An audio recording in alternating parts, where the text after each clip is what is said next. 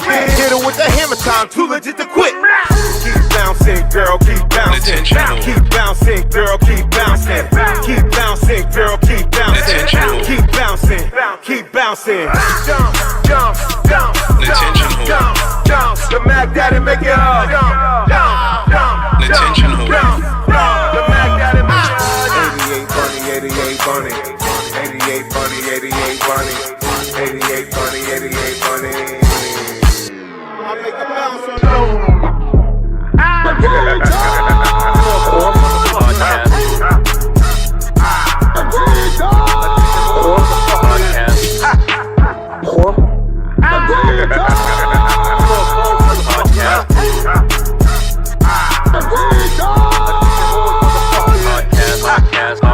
Aston Buffy. Yeah, I don't know when the look as good as Buffy. It doesn't. The fact that I'm saying, bro, is that it's an oversaturation, bro. He's not wrong. I can talk to you about the nigga shit all day long. We can talk about hip hop beef. We can talk about all that shit. Yeah. But niggas is at war right now, and after they done with them niggas, who the fuck you think they coming after? Us. Well, they coming after us. They trying to clean up house. They never stop coming after us. Yeah, that's the problem. They never stopped coming after us, and we got confused and started fighting for everybody else but ourselves. Exactly. Now niggas is worried because the revolution gonna start because nobody else can handle what we handle. Niggas is fighting. They starting to kill niggas for no reason. They've been killing niggas for no reason. You feel me? Is that while we might have disdain for a certain community because of their actions and how their actions are really, really, really self-serving. Their actions are not necessarily any different from what the Asian community did, or what the Irish did, or what the Turkish have done, or what the Amish have done, or what, you know what I'm saying? They made sure their people were straight. Facts. For us to not make sure we are straight, like the rest of everybody globe is looking at us like, nigga, whose fault is that? Right. Like, yeah, we understand that happened, but like, Cambodians are looking at you like, niggas in the Philippines are looking at you like, damn, y'all got all that shit, but can't get it together. I got one better for you. Niggas in Nepal who just overthrew their whole shit right now. Right? Because niggas wasn't acting in accordance to what the people felt were supposed to be doing. Like, they looking at us like, nigga, what the fuck is your excuse? Before you was like, you ain't got no money. Now niggas got Urises. But you know what it is? The difference is it fucks us up more because we're so dependent on the government. So even when we do strike and shit like that, at the end of the day, that shit, we're still fucked up from the strike. Because if niggas is not working or niggas is not opening stores or doing certain shit, then we have no access to the shit we need. Like, remember when old boy was sitting here and I was like, yo, you being on Section 8 for 15 years and nothing to show for it is kind of ass backwards. You talking about my cousin? Like, correct. Mm-hmm. Like, we mad at the Jewish community, but they got houses because of Section 8. Right. The Asians got houses because of Section 8. Right. The Irish got houses because of Section 8. That's a fact. When you talk to people on Section 8 right now, like, yo, why you don't go get a house? They be like, oh, I'm working on that. And not doing shit. Like, it's the mentality, though, the people. It's the individuals, but it's more than the individuals. It's a lot of us that just don't see the big picture. I seen one of the Amish niggas on Instagram. He explained how you can own the house on Section 8. He explained it, bro. Instead of renting the shit out, nigga, you can rent to own. One time they was like, yo, like when you speak, you kind of speak like from a matter of factly standpoint, or you talk like niggas should know. Like you're talking down. I'm talking as a nigga, bro. When I tell niggas that in 2018 my credit score was flight 504, like Puff called Big on the phone and told him, yeah, flight 504 to LAX, leaving Kennedy. My credit score was a 504, dog. I'm close to 8 now than I'm not. Mm-hmm. I can tell you how I did it, but when I tell niggas how I did it, they don't listen to me. Like, I swear to God, I'd be like going step by step. They'd be like, yo, I'd be like, all right, boom. Before you go pay anybody else, right? Go create an account on Experian right now so we can see what you owe. Oh, all right, I'm going to do it. Yeah. Wait, no, I just told you what to go do. Like literally, you creating an account on Experian is gonna take you 3 minutes. You will go through how many A lot of accounts on people haven't Instagram? applied for an apartment before, so They don't want even know somebody that. to do it it's like, for them. That's what they want. Fam, if you apply for an apartment, you go through that, and you'll be able to. Absolutely. You get a real life look at your fucking finances when you apply for an apartment, and let you know where you really stand. When you get denied from an apartment that you probably shouldn't get denied from. You know what I mean? Your shit is bad. the apartment shit is one thing, right? Because that shit is designed to keep us. No, 100%. Because we don't even make as a house. First of all, we didn't even figure out the lick when we applying for credit cards. Like niggas still put their salary on credit card applications when they specifically ask what is your household income. They ask what your household income is. Now, I can't speak for everybody's situation. But what I can tell you is you talking to a nigga who slept in the back of cars, bro. I slept in parks. My wife now, my girlfriend then, took her mama's good blankets, bro. My mama now, this is why I just do whatever for her. She don't know this, but she gonna find out one day. Took her good blankets, bro. Laid them shits out in the park for me.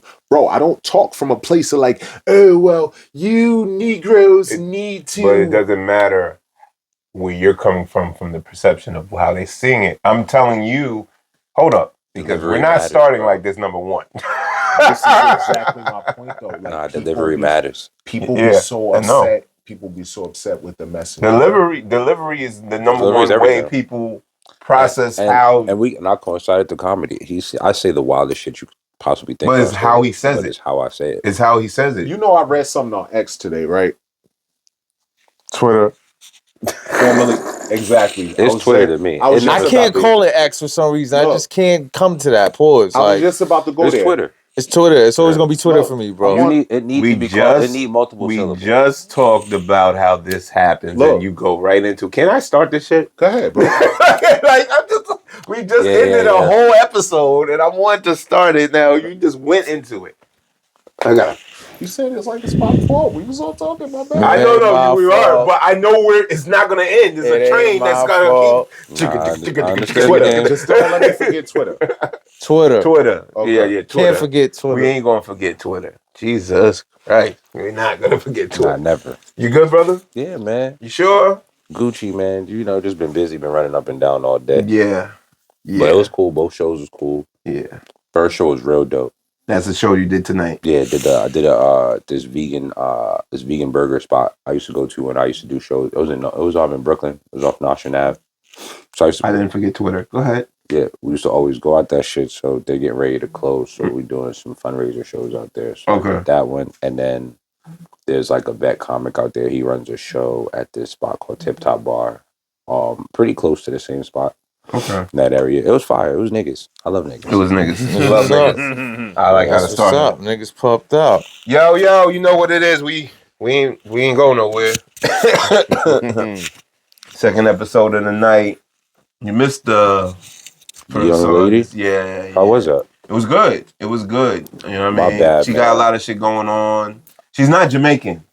I thought she was. Bayesian. She's Bayesian, but it's close enough, nigga. Like, you know, all Caribbean. The women especially. Yeah.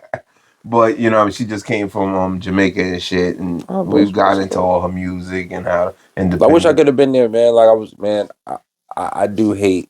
The only thing I do hate about black shows, they never start on time for real, bro. Do any shows start on time? Yes.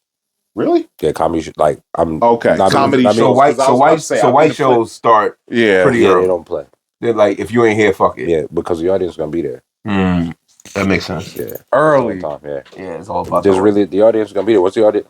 If that room is at 75% capacity, they're gonna start. Right, and normally it's because there's 3-4 shows in a night, so you can't. I mean, and it's by function. A lot of our shows is in bars, which is a whole nother conversation. Let's start the episode. I could do it. That ain't fair. I'm used to this. This nigga's Started funny up. without even trying, bro. He's fucking hilarious. Like the funny shit about him is when he's not trying to be funny. Nah, this nigga's not even trying to be funny, He's not bro. trying to be funny, He dead bro. I seen the Jamaican come out of him yesterday. I was like, God damn, relax, nigga. Freaking Ray nephew. Yeah, Ray nephew. Hold on, we have a whole Nephew. episode of Ray nephew. Yo, Yeah, you know what it is? You know what it is? We still here. The unstoppable, incomparable, undeniable AWP Attention Horse Podcast, episode 581. What I name this shit? Andre Myrie and friends, in parentheses, Cleveland Whites. Cleveland Whites, yeah. And my birthday blizzard or whatever the Fascinating people. Yeah. You talk about the Cleveland Whites. I was like, I need to put that out. I do talk about the Cleveland Whites a lot. Is a difference. It's a different. But I have one of my favorite guests / he's a part of the show anyway. Yeah, this will be pretty much his 6th time here, Andre Myrie. Yeah, I love coming to this shit, man. What up? You know what it is. You've had. I've worked with. You've debated with this individual over here. Which is lovely debates. Mr. Hughes with the news. That can't stop talking until the shit is. I like niggas who read and can affirm the shit they say. You don't got to agree with it, but when it comes from a place of real concern and education, yeah, I fuck with it. No, definitely. Can't deny it. Can't deny it. I try to can't deny the truth. The personalities around so we can have great dynamic. You gotta have people you don't agree with around, bro. Too many niggas want niggas who think like them. That shit don't. That's the ill. We live in a time where everybody wants to be. You got to be like me. I hate being in rooms when niggas go out their way to prove that they saying the same shit. Same shit. Like niggas go out their way, but saying the wrong way. Like niggas would be like, see who's louder and saying the same shit, and I'm like, yo, dogs. I just said that. Y'all, not even that, but we all in agreement on the same shit. Like. On we wasting everything. time arguing about this shit, bro. There's nobody who has a different thought process on anything. That shit's crazy. That is true. Rogan smokes on his shit. He doesn't smoke all the time. But because he's Rogan and because he's maybe of the lesser non-melanated experience, he doesn't get the pushback that maybe think about weed though. Like everybody used to associate weed with niggas. The first person to make me smoke weed was a white girl, right? White people always end up with a white girl. It's always a white girl. It wasn't a white girl on my end. Not me neither. It wasn't a white girl on my end. But it's white. A white dude. The first real plug I had, white dude. The first real plug I had was a white boy. Yep. For sure. The shit that I was getting from us was shit. Yeah. And you was getting that bullshit. Them niggas. It was a nigga work at a strip club. At the Harem. Yo, how does it bug you out, right? I don't know if you've seen this. Does it bug you out to see the white men on these podcasts talking about how they used to work for the cartels? Have you seen that? I have not. Bro, if you go on TikTok, there's plenty, a bevy, if you shall, of men who are talking about how they used to like launder money. But they used to run shit. But if you ever watch like That's the crazy. Cocaine Cowboys, if you watch the Cocaine Cowboys, they always somewhere in the mix of shit. But yeah, them niggas like, flying the plane. Yeah, they in the mix. Follow the rich white man. I understood Follow the rich white man. Like them. They wasn't that rich in Miami and shit like that. But it's an ecosystem. Ecosystem, bro. I'm talking like regular, like out here, like in the city-ish. I'm not even that. I'm talking like Illinois. I'm talking about the Michigan. Well, Illinois is a lot of because it's easy. The Midwest. If you've been recruited to sell drugs before, right? For sure.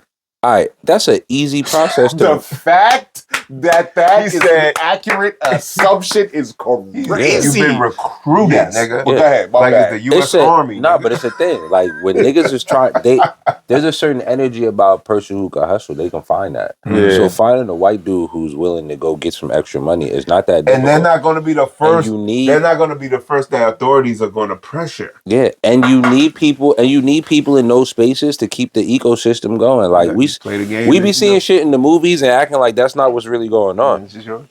But you need niggas connections is everything. So it don't surprise me. You're gonna pay the cost to do business. I just asked that question because like Nah, it don't shock me at all. White it. men doing evil never shocks me. You know what? They started it. It's regular. It's a Tuesday. It's a Tuesday, They nigga. masturbate to that shit, It's bro. a fair assessment. It's though. a Sunday. I look at what we got going on right now, right? And like, it's hard for me to enjoy a lot of shit. And I hate doing this, bro, because You hate what, playing a game? I hate taking the fun out of shit. What fun exactly? I hate being the person to take the fun out. Oh, you mean that brings the realness? Because a lot of people live in that. I find it hard to enjoy a lot of the aspects of what we call fun because I see the trick in it now. I understand that. Oh yeah, no, it's like literally seeing the green zeros and ones instead of seeing the state. Yeah, it's you open the matrix. It's low key frustrating, bro. But in a way, like I tell, like I'm not the most intelligent. Yes, the fuck you are. What the fuck are you talking about? No, I'm. Just hear me out. Go ahead. And thanks for the compliment. You know, I'm from another intelligent being. But I'm from another brother. Yeah, you feel me? But I wouldn't claim. I wouldn't claim what I think is different. I wouldn't claim to be the most intelligent. I may come off certain ways, but I don't claim it. But I always feel like I'm surrounded by a majority of morons when it comes to shit. I feel like I'm in a whole different, like in another world. This would be my hell. So I'm like because I'm on a different plane of thinking, and everyone's on this plane of thinking, and I'm like, not saying like we all should be there, but it should be some understanding. I get what you're saying though. It's like to piggyback off and then to go. It's like seeing the Matrix for what it is, seeing how shit is, but like having to be a person who sees shit for what it is and not for what they tell you to be is to be constantly frustrated. I do get that. But at the end of the day, right, if you just want to be real, right, think about the amount of ways we could die, right? Like, think about that. Probably the best way is a bomb. You're not going to feel it. There's nothing you can do. Hell no, bro. Do you know what a bomb is going to do to us? You're going to feel that. You're not going to feel that. You're going to feel that, bro. You're going to feel that burn. It's going to be quick. It's going to be quick. But you're going to feel it. That's gonna be the last thing you feel. It's gonna be too quick for you to even realize you died, dog. I get what Andre's talking. What I'm saying to you is, there's nothing we can do. Like literally, like when we talking about prepare for what? These niggas got lasers, nigga. They got shit that they shoot through doors that disintegrate shit, bro. Like, let me entertain that for a moment. We talked about what you about to do. You just gotta hope that shit don't come our way. Let me entertain that, right? Or move around it. So in the event, nigga, that's a fact. In the event of nuclear fallout, that's it right there. If there was nothing that could be done, right? Mm-hmm. People wouldn't be building bunkers. If there was nothing that could be done, there wouldn't be underground networks and all of this shit being prepared right now. So you don't think people have built things in preparation for some shit and it didn't work? Right. Now, because we don't know, we really don't understand nuclear power because we've never actually seen it. That is correct. So we don't even understand. That could just be fear. Niggas really trying to build planets, trying to build houses outer space. They think they can, right? Because we've never been to the moon, right? They trying to think they could do that to survive what's impendingly coming. Nah, we don't know. So it's like building a bunker. Go ahead and build a bunker. So what if the nuke don't come? What then? What about you spent a lot of money on some shit you never gonna use? What about civil unrest? Oh, I mean, then get your guns, nigga, and if you die, you die. Because what's it's just being so practical about. It's being so practical about our situation that there's no point in stressing.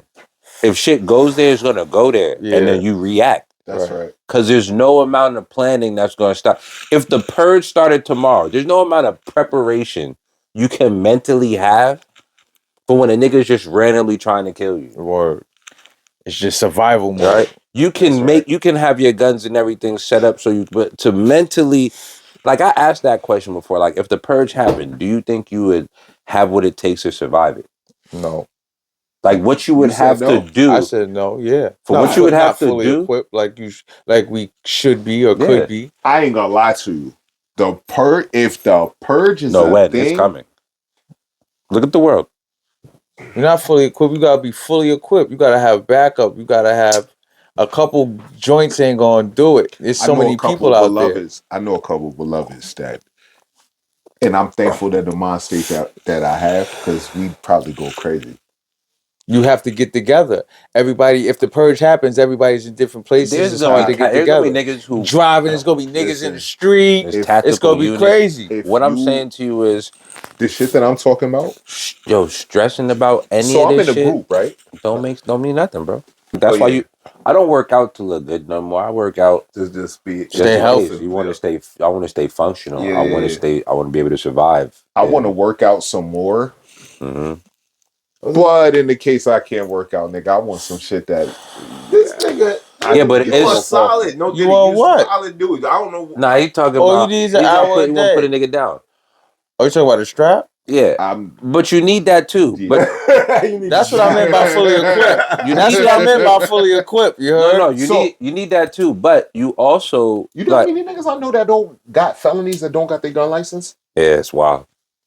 Well, how many black men that don't have any it's the fact that record? it's the fact that y'all need that here. I live in Cleveland now. You just buy a gun. Oh, it been like you that. don't even stay here. Oh, nah, it's the same shit in the A. You just buy a gun. My cousins blow my like, bro. We just be chilling, bro. Like 200, like 300, 400, some shit like that. If you want to get, I mean, the little cheap shit. Yeah, it you depends. like you go cop a ratchet real quick. Clean brand new at the box, something like 300, 400, 2 something maybe. It'd be 3-4 o'clock. And that's if you that's if you want to cop it from the store. You cop a joint off the street for a cool too.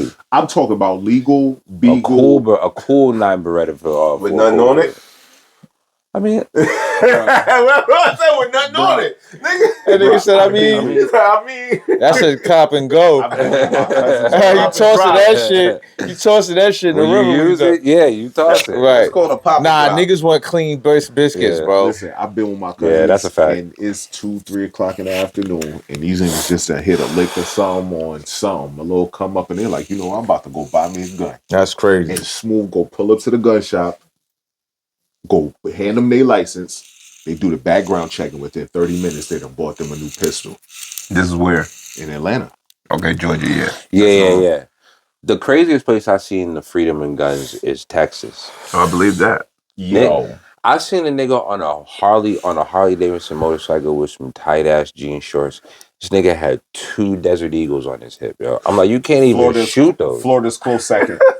You can't shoot those. You can't double hand shoot a Desert Eagle. That's it. You gonna be all the way back in. You feel me? I ain't gonna lie. In case of civil war, they gonna have their hands full with the South, bro. Yeah. They South, with the southern region of the United States, they gonna get them work, kids bro. is trained. That's fucked up. Kids is trained tactically from like birth. Yeah. Young white kids, they can't fight, but them niggas will shoot you from shooting in the backyard, shooting cans and bottles. They just had a shooting in Austin. They had a shooting in Austin? Yes. I didn't even know that, bro. Yes, it happened either last night or this morning. Something last night. This one I be trying to tell niggas, bro. Nah, real talk. I'm trying to tell niggas. He be like, this is what I be trying to tell niggas. I haven't been on the phone all weekend, really. Okay. I haven't been on the internet. Okay. I've been out here living life. Oh, good life. Right? Good life. So, like, I'm happy. In my world, the world's not ending. Right? Like, no. I'm saying in this pocket of weekend time, bro, the world wasn't ending. Because I wasn't on my phone. Got you.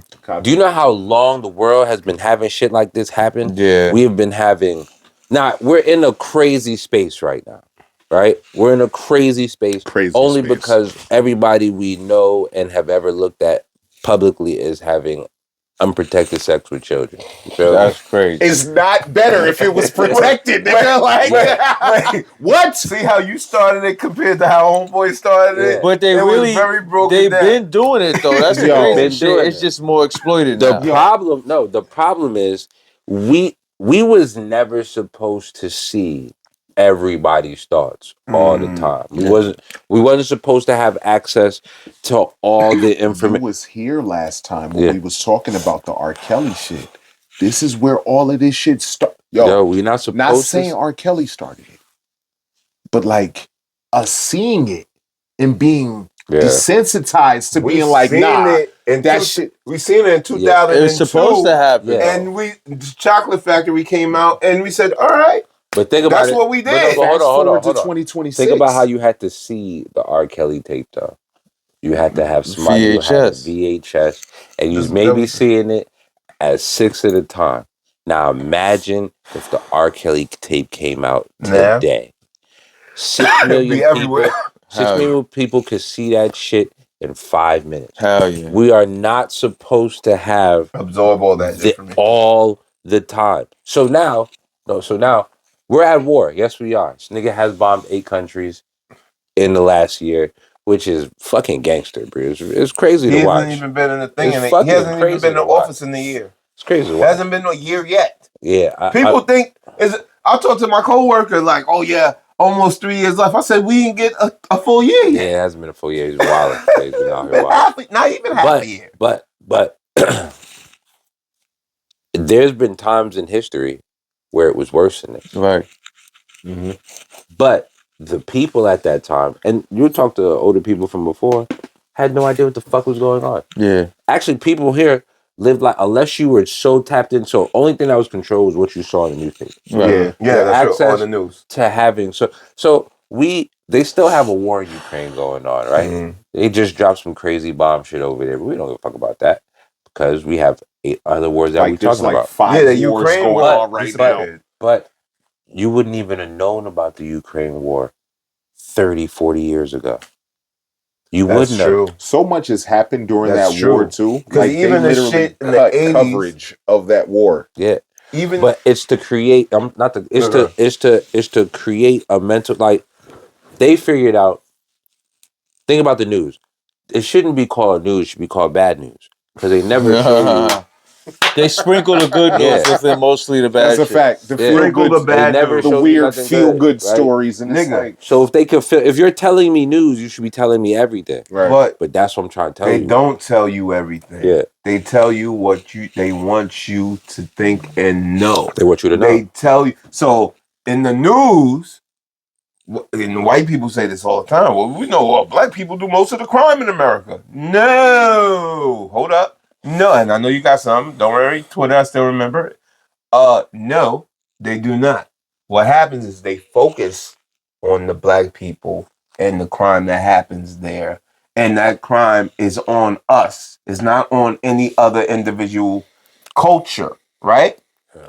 Also, right, if they wanted to give good news, they could. Yeah. But they don't. Because it doesn't do. So that's what I'm saying. What you got to say? Oh, yeah. Twitter, first of all. Okay, we're going to Twitter. Back to Twitter. Co-host with the most, always smoking up, always rolling up. Twitter. He back. Twitter. We on Twitter. We on Twitter. Go ahead. So I saw a white girl, post some shit about what happened with Michael B. Jordan and Delroy Lindo. Oh, we're going to get right into that. With Beloved and the Tourette situation. Mm-hmm. All white people got Tourette's now. Which I don't give a fuck about. And nigger. Same, because you like. But that's going to be the new excuse. Right. That's the new excuse now. The point that I'm making is the post that she made said that instead of them being in a place of reflection, they're so sensitive and in their feelings and shit like that. And I'm like, the first part of that was some bullshit, but the second part of that is some very true shit. Like a liberal white. We are in our feelings a lot. You talking about black people? That was a liberal white. Well, if it was the way around. Black people, right? No, she actually sounded like a fucking conservative because the way that she implied it is that we should have been sympathetic to the disabilities of. That's a liberal white woman, right? Yeah, right. I say it out loud. You're right. So, most dangerous white woman on the face of the earth. She gonna take that shit Malcolm right away from us. us. But then Malcolm X said it best. But then I pivoted right to the people that I know. The people that I've seen, the stories that I've seen about people being like straight crash outs because somebody called them something or called them a nigga or called them whatever the fuck. Ransom got a track about that called Trigger or Trigger. Is one of my favorite tracks. Ransom? Yeah, Ransom is actually nice. a really dope artist. Ransom is nice. I don't think anybody raps better than him personally. I've heard a few people say that. Yeah, just me personally. Isn't Ransom from Jersey? Yes, he is. Jay Electro, City. Right. You fuck with Jay. Jay, right. That was my number one listen to artist. I was Joe like, Budden, which dude? Hitchcock. Yeah, Hitchcock. Shout out Hitchcock. A-Team. Right. Hitchcock, I need you up on here, man. That's I Celine. hear a lot of shit. Went to I school. hear a lot of I don't think. shit. I'll be real. I don't think there's a lot of Jersey maybe. artists. Nah, he was in school with us. Well, I don't know about you. He was in school with me. Before we We start rapped tackling together. these I know that topics, was, 'cause y'all Johnson niggas gonna have Brother. me here till 2 in the morning. Oh, yeah, I know yeah. how this could go, but with him, definitely. no, because I really because I be enjoying it. I be enjoying. I be trying to get this I be shit enjoying up. the space, but yeah, like when what you I think with Jersey artists, just Jersey rappers in general, I don't think anybody raps better than us. I don't think anybody does anything in terms of. I think the only I'll be this. better than us. The only support each city other. I think that has New that York definitely has comparison. better rappers. Than Jersey? Yeah. I don't think so. Can I offer my assessment? I say on Detroit. Who in New York Detroit rap is better up than there. Ransom? Let me offer my assessment on that. Jadakiss. Jadakiss don't rap better than Let Ransom. me offer Yes, he does. Let me offer my assessment on Crazy. this, if I may. I'm telling you. Well, he doesn't. New Jersey has better lyricists. Yeah, okay. New York has better song makers. Touche. And that's all I got. And Detroit is right there. And I think Jadakiss is one of the Detroit- best. What about with battle Detroit is rap? up there. What about with Detroit is battle up- rap? I ain't say nowhere. Detroit is up there. So, I mean, lyricists. Sue might be the best battle Now, rap. Arguably, you wanna talk about battle might rap? would have been the best battle rappers if he didn't go to jail. Put a From New Jersey. York rapper in a room New Jersey twerk. where it is a conglomerate rather than just New York, they might lose. Put them in a room with just New York niggas or predominantly Even New Sirius York Jones. niggas, they're gonna win. Sirius Jones a rap. They're Sirius just gonna Jones? win. The Sirius way New Jones, my York, nigga? the Battle way rap? we As a root battle for the rapper? Knicks Battle needs to be a case New study. York has too Sirius many Jones battle killed rappers, bro. Fight They have Club. too many. Come on, He bro. killed Fight Club We- from the we're not Yeah, gonna do but that. let me be Bro. real with you. Which one? This is a microcosm of why I went to Cleveland and left Jersey. We're too close to New York. That's That's- what it that's we is. fact. can't appreciate And how that- great that's the why- shit we But have it's a is difference, here. though. When I Still talk, a difference. when I It's talk, not. wait, hold I up. sum It's we all of this created shit the up idea. every It's like- time. Though it's like how every we- New York nigga that talk shit, I sum this shit up by telling them that y'all all end up moving to Jersey. We They created. always end up It's They over true. here. created. They said it's a difference, just like But we it's And still they a still claim difference. New York. They I'm claim not they saying live in good, Jersey bad. for 20 It's years. still y'all a end up difference. It is here, a bro. difference. We I love think y'all. lyrically, I think lyrically and substance wise, I don't think New York rappers do what Jersey rappers do. I think we're just better lyrically, we're better writers. Do you consider yourself a New York rapper or Jersey rapper? I'm definitely a New York rapper. Here, New York Because rapper of my with a Jersey cadence. zip code.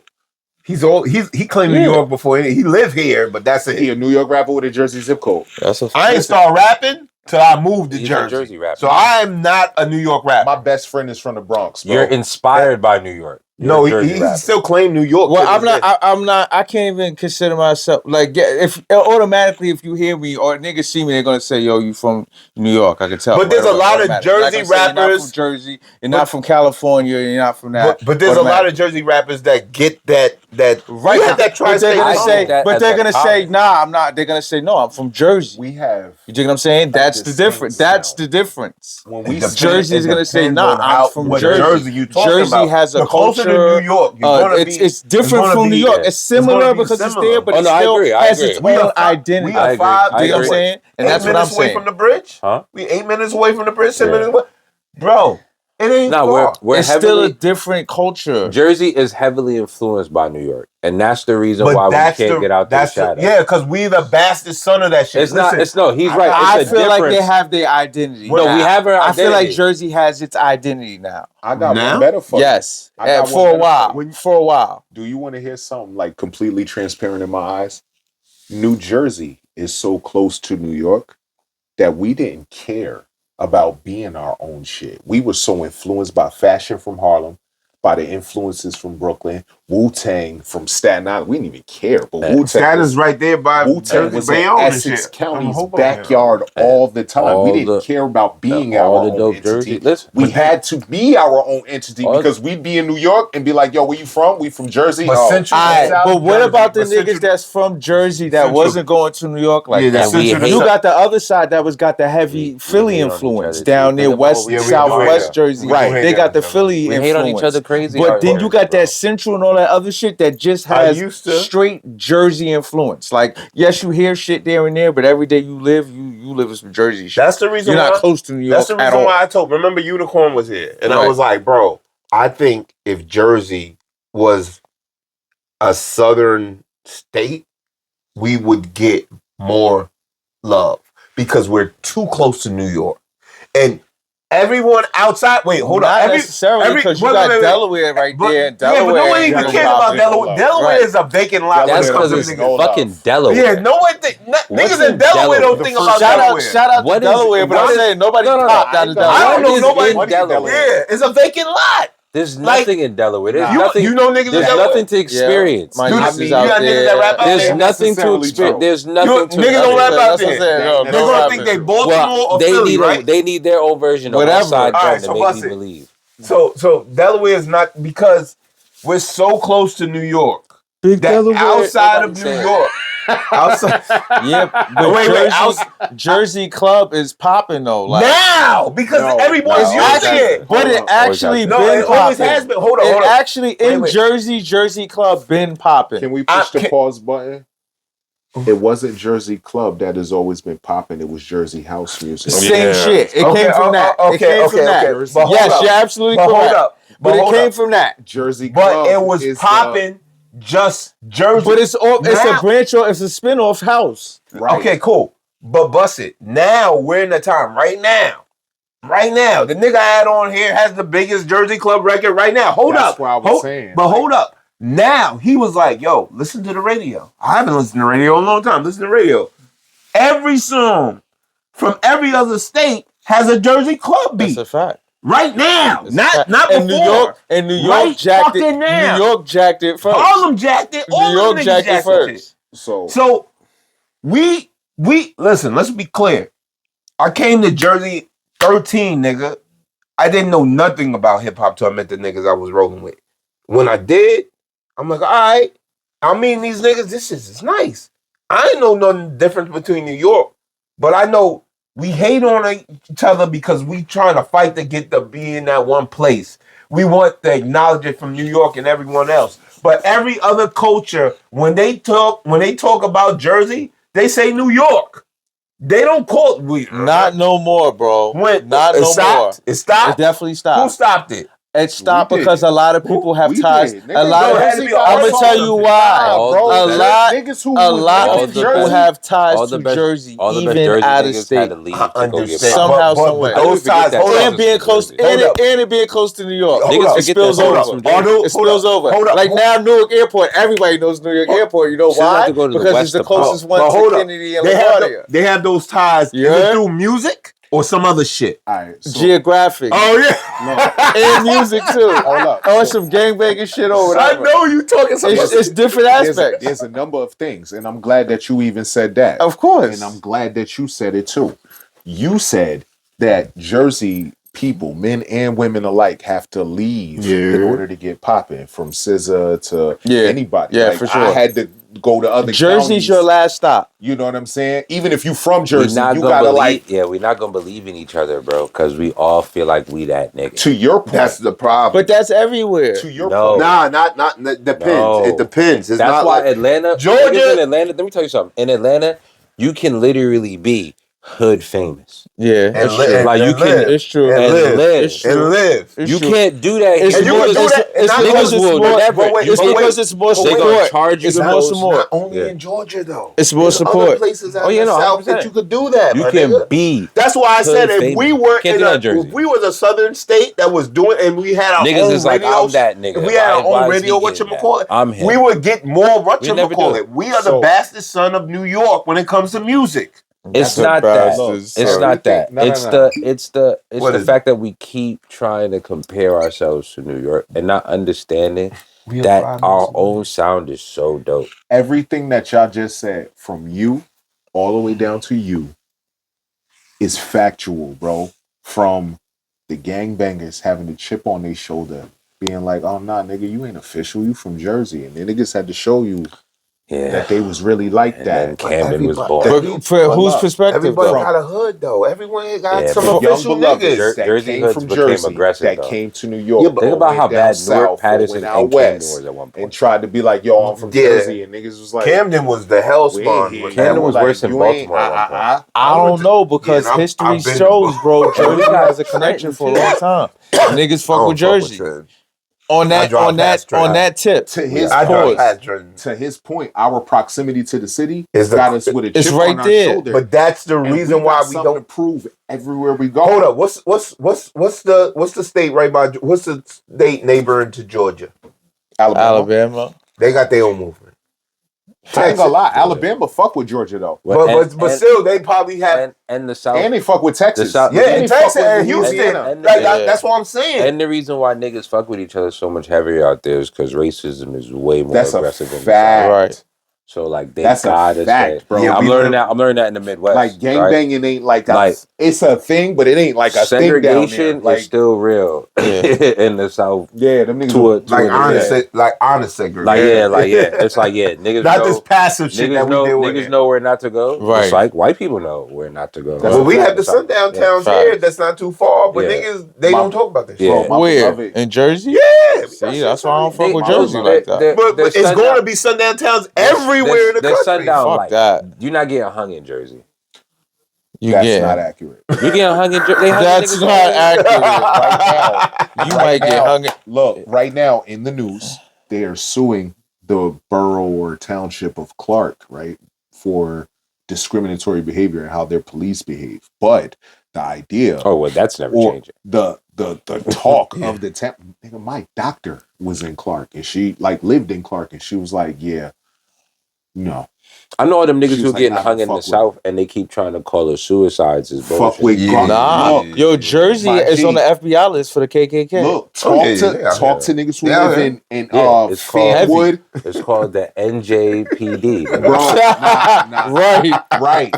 But all of them. Bro, in spots like Garworth and Fanwood and shit like that. Them little where the fuck is that? Exactly. South Jersey's not a real place, bro. No, we don't even talk about. Bro, I swear. Yo, you know what I just found out about Colts Neck, bro?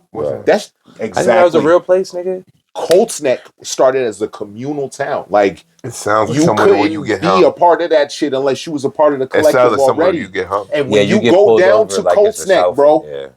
First of all, Navy Federal is down in Colts Neck. It's the only branch that you could go to unless you go into the shit in Queens. You go down to Colts Neck, it's nothing but farms and shit like that. Around it. Yo, bro, it's not going in. Yo, we did a show in Stanhope. Never. We did a show in Stanhope. That's in Jersey. Another place. Hold up. We did this years ago, and I do work in some of those areas like Stanhope and somewhere close, but this is years ago. And we did a show, and it was me and Murdoch. And my car was acting up, so I was like, you know what? I'm not even going to go on 80 because I couldn't speed or some shit. So I'm going to cruise down 46. So we cruising down 46. The cop pulled me over. Now, we drank. Damn. Because we was at the club and we drank. But the cop pulled me over. I told him, I drank this, whatever. Doc is slithered. He's fucked up. That nigga's like, yo, we just did a show, man. We got CDs. We got this. He's talking to that nigga crazy. So the nigga gave me a breathalyzer, all that shit. I passed it. He said, you just passed it by this much. But I told him what I drank, right? But the main reason for pulling us over, he was like, yo, get off the road. He was like, yo, I told him, I was like, my car's this. He was like, nah, get off this road.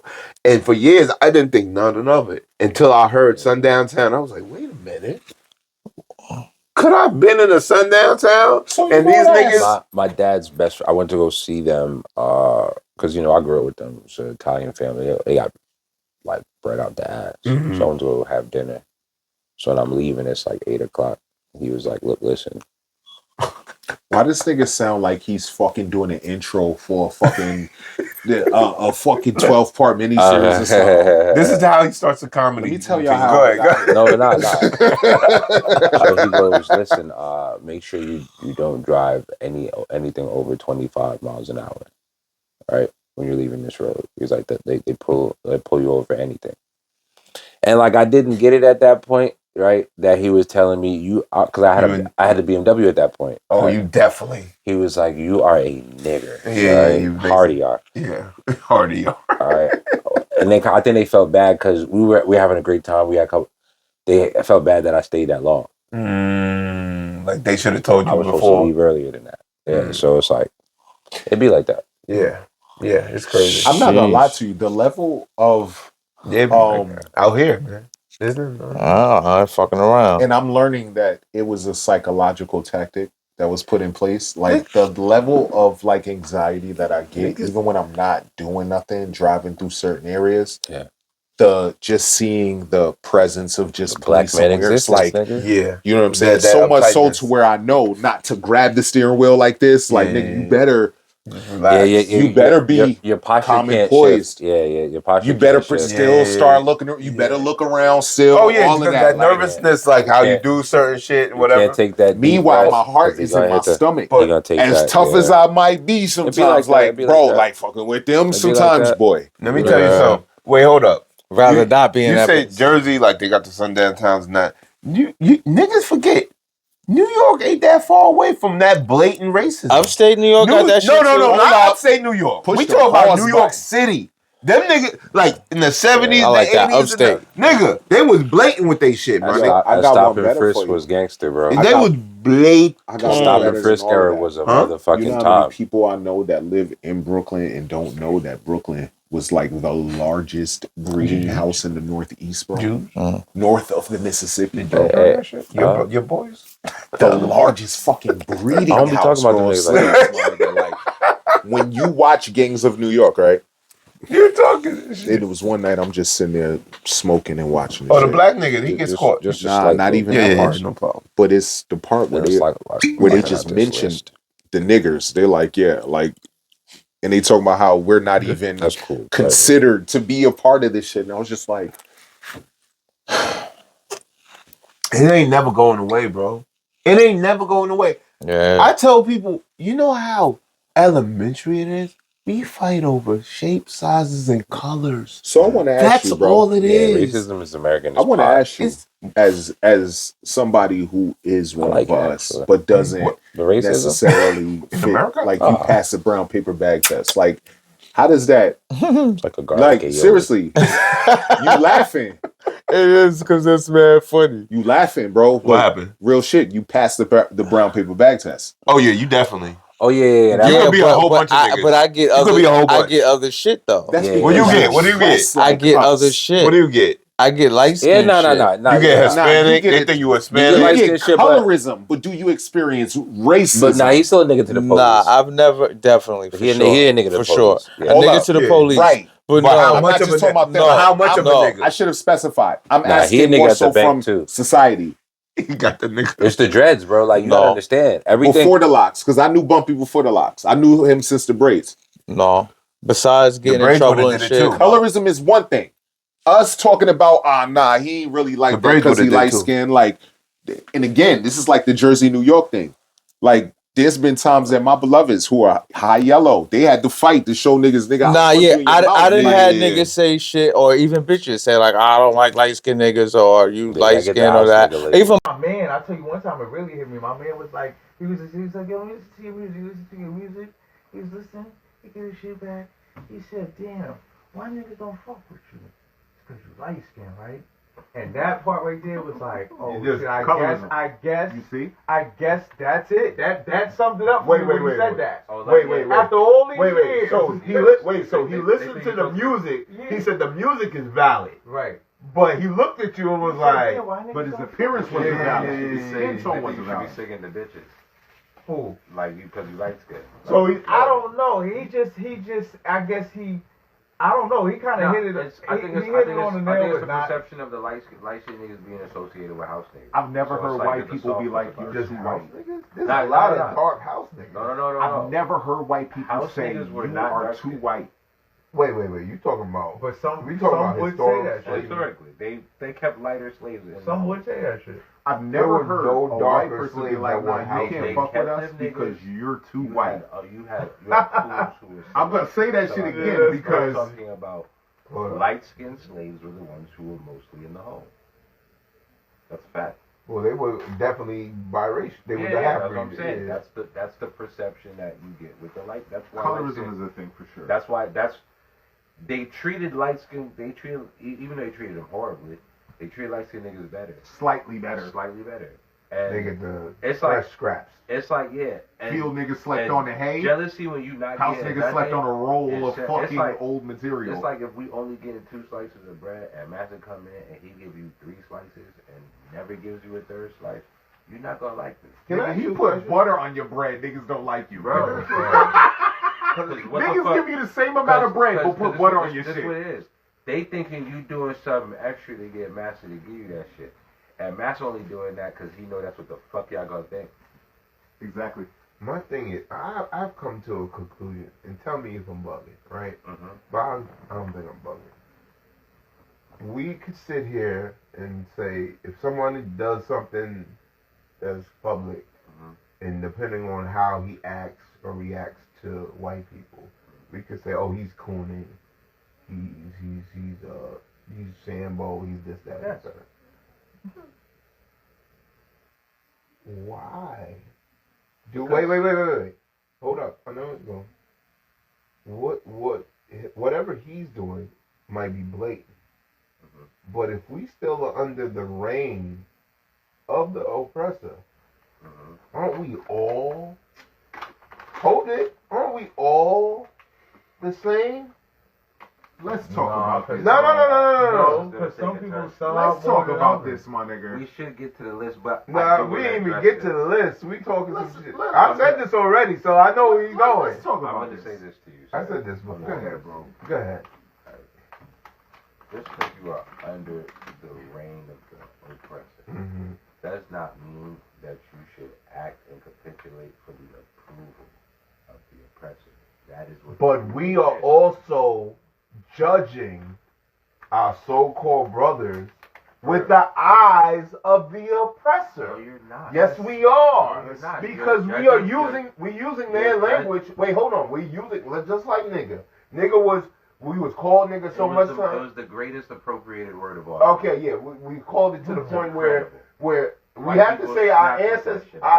We gotta say our ancestors accepted it and tried to reframe it or whatever. No, not tried. They did a phenomenal job. Niggas, white people snap with the word nigga. We have to give them their props. It's their word. It's the only thing they ever created. We took it, right? We took it. We made it ours. That's cool. We didn't really make it ours. No, it's our word. No, we didn't. It's yes, our it word. is. They can't say it. They do say it. But they Yeah, can't. When they say the N-word, they saying And it's it. a thing. And we made it a whole thing.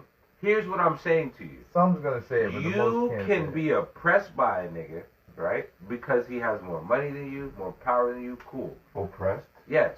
Because by another nigga, not by a white man can be oppressed by a nigga with more money, right?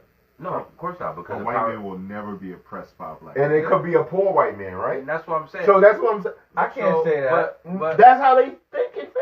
No, some a white man, you know, a poor white man will still look at you and Yeah, think like you you're a better. nigga. Yeah, a poor white man still look down on me.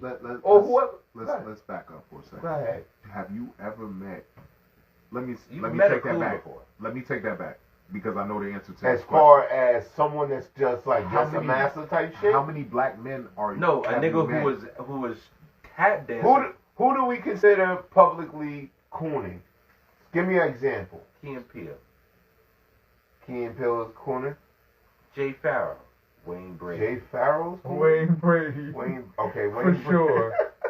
For sure. Wayne Brady said he's in love with everything. A sink, a man, a human being. He's fucking all that. I take back the Key and Peele. I tell you the difference. I want to do it. The niggas that be marrying, Take that. the niggas that be marrying white Y'all women, just, but the white women don't be that bitch that you would marry if you fuck with a white chick. Those be the cool. I'm just, you know what it is? Let me be clear.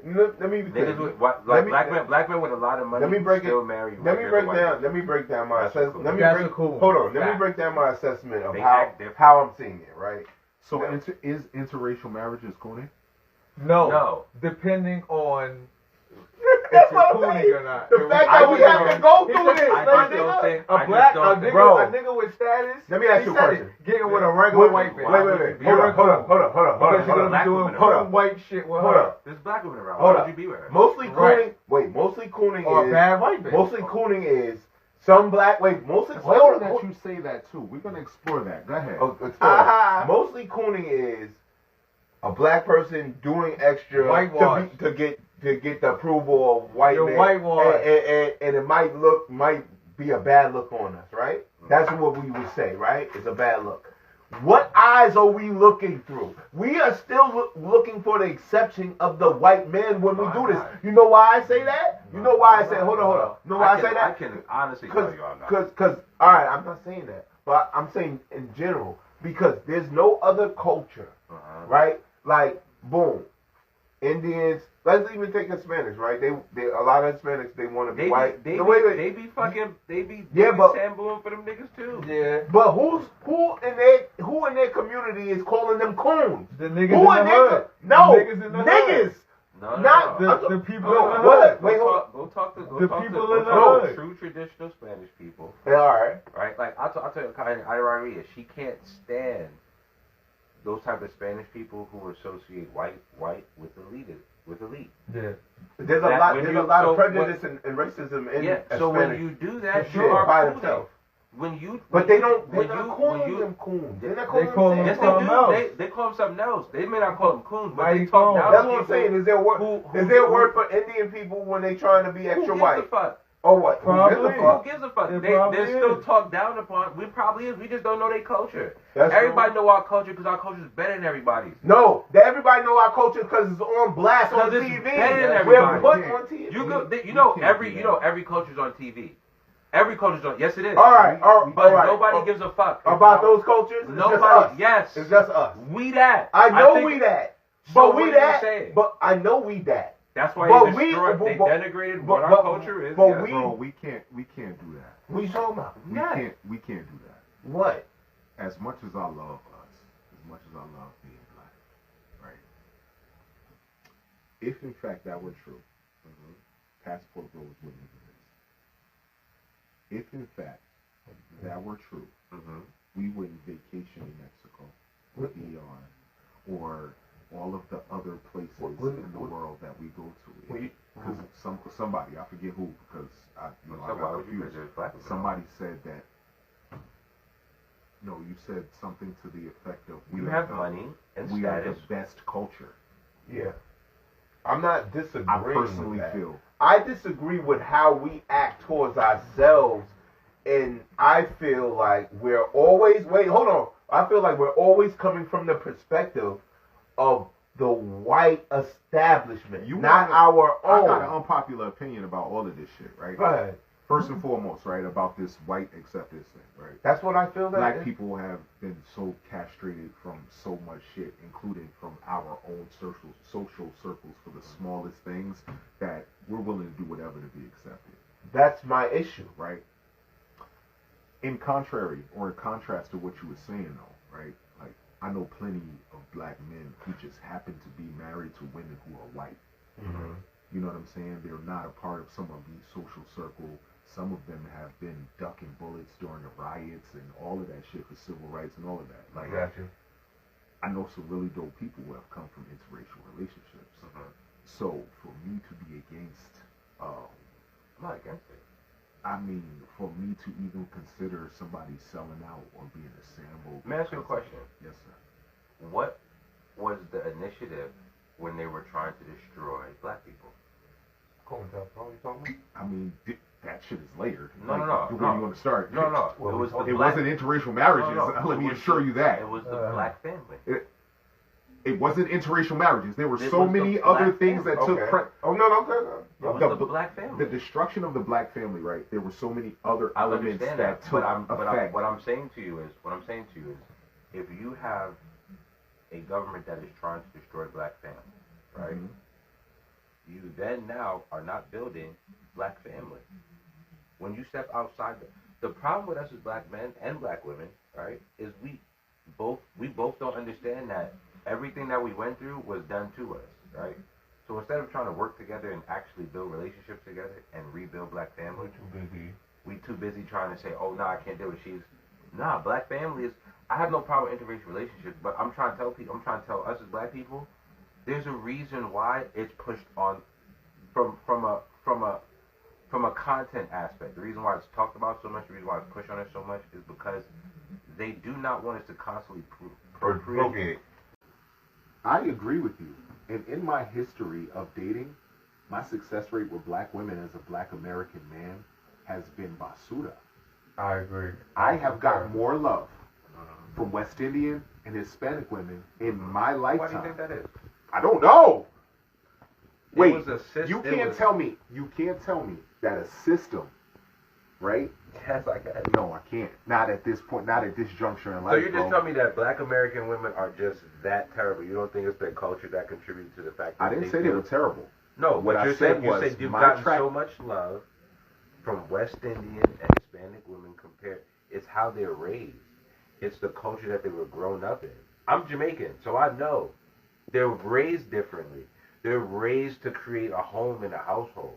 That's not what the hell we came up with. We were grown. Single moms is a thing, right? They didn't only affect kids, moms, sons. They affected daughters too. I got to so women, black women were raised to be. They were told to be strong. They were never told to build and nurture family, right? So you're getting a woman who is constantly in That's not true. That's not true. Since talking crack, about 80s babies, bro. Crack, and you're talking about single parent households. We're talking about single parent households. How is a woman going to raise a woman in a house where there's no man to take care of and build a house for a man? So my unpopular She's opinion. raising her to survive on her own. My unpopular opinion. That's what it creates. So now when you meet her, she's telling you, I don't need no nigga, because how she was raised. Right. These other women aren't raised that way. And we don't give them the benefit of the doubt and know that they've been through that the same day we've been through shit and still try to work with them anyway. We just go to the path of least resistance. Not the black family. Black families is how we stop a lot of shit that's going on. It does make a lot of sense. That, in fact, you were not incorrect in what you were saying. I don't disagree with you in the importance of the black family. There you go, that space. That space is because I share an unpopular opinion about shit because I ask niggas like, for example, I shouldn't have had a child at 21. I wasn't ready to have a child at 21. But my son's mother wasn't ready to have a child at 19, 20, whatever she was. Right. But she chose to have it anyway. I complain right now about how my son is 21 and like how child support in that system put a wedge in between like our relationship and him growing up. Right. And, you know, he and I just now are, but nobody told me to shoot that woman club up, bro. And while I can complain about the system, I absolutely can talk about how horrid child support is and how weird the system is and how it doesn't benefit the child and how it's literally in a space to where it's like to keep more motherfuckers on probation. Right. If we were sitting in a room with anybody else who didn't have kids, it wasn't our child support, they'd be like, yo, bro, like whose choice was that? Both of y'all. You know what I'm saying? Like, it was both of y'all. And I just asked this question at this point, same as I ask about, you know, interracial marriages. You know, I get why people feel the way that they feel. Did you want to keep that kid? No. You want to talk about complete transparency, and I told my son, me and my son. My dad told me the same thing. Me and my son had a conversation the other day about this. Well, not the other day, but a few weeks ago when he came and sat with me. I said, nigga, I was not ready for you. I told your mother that we were not ready. People told us both. Like, yo, y'all were not ready and y'all should not have this child. So I'm asking you something, right? Yes. Because when you framed that question, did you choose? And I completely agree, right? Right. You chose to shoot that woman's club, right? Right. Y'all both. Who controls the barrier of entry to sex? You do. Woman, the female. Right? Women. So the culpability of accountability in that equation is equal, right? It is 1,000% equal. That's fair. Right? Now, when you get that woman pregnant and you tell her, right? Because we can go both ways, and you tell her, I want to keep that baby, right? And she tells you, I don't want to keep that baby. She kills that baby, right? Do you have any say in that? So, I have a voice in what happens, but because it's her body and what can happen because of childbirth, she has a right, bro. Right. Giving birth to that baby can ultimately kill that woman. I agree.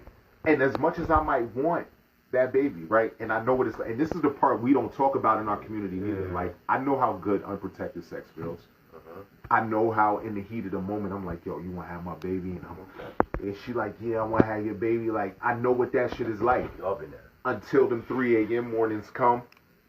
But and you up warming up bottles. But that's what I'm saying. Right. You know what I'm saying? Or you dealing with postpartum on both ends. Right. Because that's another thing we don't talk about. That's what I'm saying to you. That is 1,000% her choice in that matter, right? And the reason why I'm saying not 1,000%, but more like if it's 1,000%, I dare you to tell her she got like 800%. Like she got stock, my nigga. Now, let's flip that in reverse. Let's say she wants to keep this kid, right? And you don't want to keep the kid. Percentage is the same. The percentage is the same. Percentage is the same. She can still distribute well at the end of the day. Now, percentage is the same, bro. As fucked up as it might be. I agree. No, and I agree with you. That's the thing. I agree with you.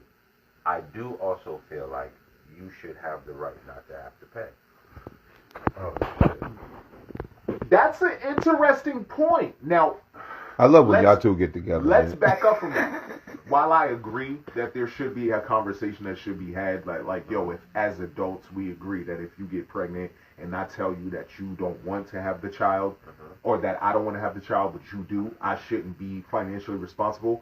We're still gonna back up to the point that nigga, you should have strapped the fuck up.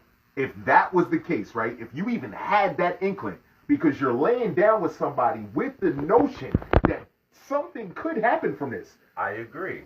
But you could be, but that's why I framed it the first way. Who controls the barrier of entry to sex? Men a woman. Women do. Barrier? We are both equally accountable for that, even though it's different. That door is open. It's not locked right now, right? 1,000%. There's no barrier stopping me from walking through that door. Yeah, unless there's somebody behind that door who decides to lock that door and tell you can't come in. Correct. But even if they open that door at that point, right? Still on me whether or not I walk through, right? 100%. Do I have to go through that door? No, you don't have that to. Might exit but to get out. But you chose to. But you chose to. That's still my point. Comes down to your and choice. if you chose to do that, you should have chose not to go in that woman raw. But she has to let you do that. No, but still, you still if that cannot woman do says it. you're not having sex with me. Yeah, but he could also been like, yo, I need a condom. But I want to do it. Here's what I'm saying. She could have been like, yo, here's what I'm saying. I want to do it, but we're not ready for what comes after this. I think what we keep trying to do, in this conversation, is we keep trying to elevate which point of accountability counts more. No, wait. I'm talking. No, about I think so. Discernment. I think he's on to it. I'm talking about discernment before it even gets there. Before it's like, yo, who has to wear the biggest L out of this, right? Both parents. My G. A kid can't be made without both parents. So the accountability of how that happens is on both. At the end of the day, both people have to take accountability. It's just different. That is how it is. It's the same way. Men and women are not the same. They are equal, but they are different. Biologically. And I'm glad you said that, right? Because I hear plenty of men talk about, yo, we the head of the household and we lead and we do this shit and women are supposed to follow our lead, right? But if you are easily succumbed to an open gate, how much of a leader are you? No, but you're talking about the idea of discipline, right? Yeah, I'm talking about No, you are No, he is. You are. I'm talking about discernment. It is discipline. It is not fucking at all. No, discipline could be anything, bro. Discipline is you having the know-how or the know-it-all in real time. Okay. To be like, yo, you know what? I like you, but I don't like your vibe. And I know it is. You could like the vibe and still say, wait, hold up. You could still say you're not hearing me. Bro. No, you could. You're not hearing What are you me, talking about? What I'm saying is, right, imagine John meeting Myrie wherever the fuck they meeting, right? They at a bar or whatever, which most instances niggas go out on a Friday night, Saturday night to go slay some. Niggas they ain't going for meaningful relationships or, But you just said it. You just said it. Hold up. I'm not going out to meet my wife. Niggas is looking to go slay something. Right. Yes or no, right? Yes. Now, discipline, right, is being like, nah, nigga, I'm going to go out, but I ain't even taking nothing home. Right. Discernment is if I'm taking something home or if I'm slaying something that I already know. I'm strapping up. Right. I ain't going to shoot that club up. This isn't going to happen, right? Just like if a girl is trying to have unprotected sex with you and you said, I'm not going there with you without a condom, right? Sex not gonna happen unless you don't want. the culpability of accountability is equal. It's just different. It's the choice. Whoever makes it's those choices. different. I'm not So disagreeing. when with that you. girl gets pregnant, right? That girl gets pregnant. It is her body. It is her choice. But it is also your body and it is also your choice.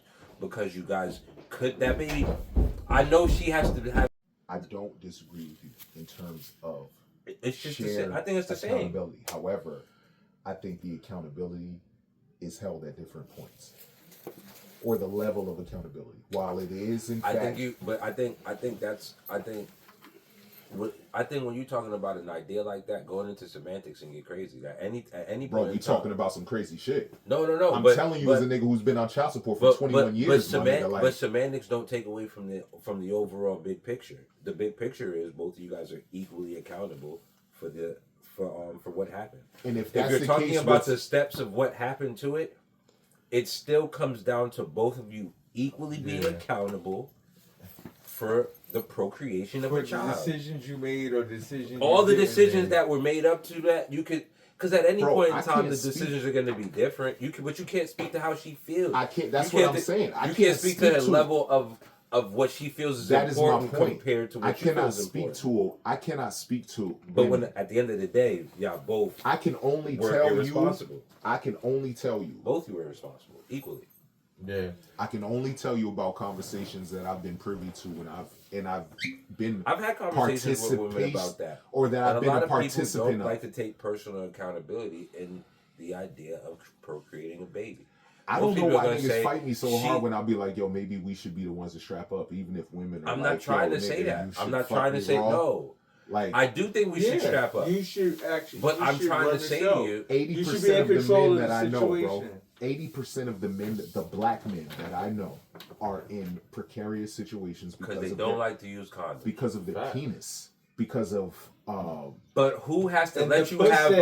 Who has to let you have unprotected who controls sex that shit, bro? That's not what I'm. Who controls it at the end of the day? It's both people have. Both people are equally accountable. I'm not. You're right about men. Men need to wear condoms. You're not wrong. But both people are equally accountable. There's nobody who's more accountable or less accountable in that situation. You've been in situations. We've all been in situations. That's not even where the girl be like, "Yo, go get a condom." Yeah. Or you might have been like, "Let me go get a condom." Both people have the ability to make. Don't come at me. Especially if you're not trying to have a baby with a bitch. Yeah. Nigga, you're not going to wear a condom. If you really don't have a baby, you're not going to play the don't come at me game. Nigga. So. Both people are irresponsible. It's like, I'm going to play the don't come at me game with this nigga. I don't know. Use a condom. Both parties got to control that. I don't know where. Sex got to be consensual. It might have been implied, right, where accountability was a thing. But I agree. And I say that I agree with you. You know what I'm saying? Because at some point, unless it's rape, nobody is just having sex without the condom talk coming into place. Nah, but a lot of times there's no condom talk though. Which is irresponsible on both parties. Yeah, and this is I concur. I can say that on behalf of. And I know I'm irresponsible because we've been through situations. But I know for a fact, I've also been in a situation where niggas try to be responsible. Girl said, "If you don't use a condom, we're not having sex." Right, that's what I'm saying. I've also been in a situation. I think that time frame has passed. But I've been in that same situation where I'm like, I'm not having sex. Generally, I'm not talking about specifically. I'm talking about generally. The general whatchamacallit. I'm saying, we have to stop pedestaling. These girls is on some different. You gotta think it depends on the time. You gotta think about the masses. You think about the masses. The further. No, also it depends on the specific girl. Yeah, when I was outside, right, I have been with women that I didn't know that well, and they was like, "Nah, same nigga, that's the world," nah. And it's wrong. And they say all that shit is wrong. The women that I barely knew was on some shit like, "Yeah, nah, you don't gotta wear a condom," and I'm just like, there was times that I didn't use a condom, and I dodged. And thank the Lord, I dodged whatever bullet. Was irresponsible. Andre Myrie. Both of y'all were. She meant that shit, but. She didn't know you on that behalf. That could have been bad on her part. That was irresponsible. You can't look at a nigga you don't know and say you should, and you shouldn't be going to bitch you don't know, and being okay with not using the condom. Y'all are both irresponsible, bro. During the equally. pandemic, there's no nuance in both y'all are both wrong.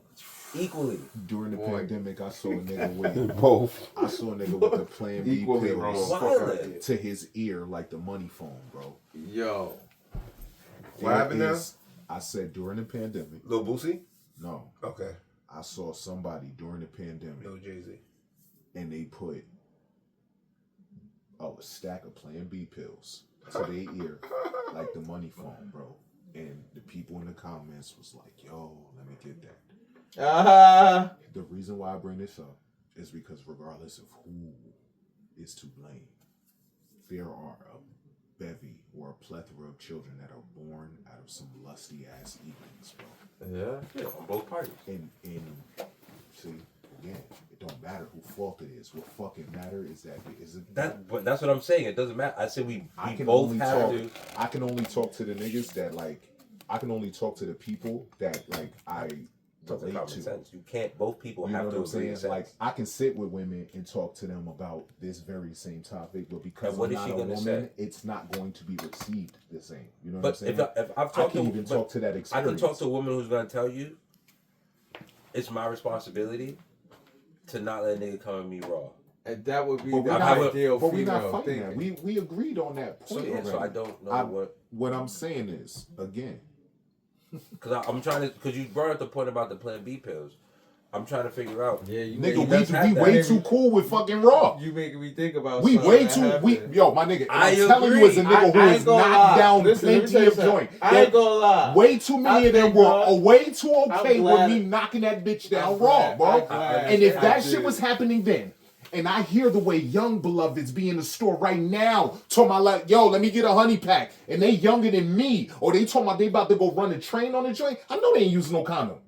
My nigga. The point that I'm making. My nigga. Yeah, I get that. Were you one of them niggas at that young age? I never ran a train. And the one time that I attempted to, I was so turned off about it, I would never, ever do that shit again. And it's I didn't terrible. run a train, but I did. Running a Nah, train I tried is the crazy. two-man. I tried the two-man. This But I'm one gonna young ask lady, you a bro. And question. that I was never the did most... the two-man. That girl has to allow you to run that. As terrible as you are for running that My train. nigga, let's not pretend that there's niggas who don't sit here and be talking a bitch down.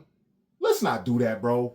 Let's not do that, bro. Wait. Let's not do that. That's like pimp shit. Yeah, exactly. Let's not pretend like there's dudes who don't sit there and play on the chick for days and days and days.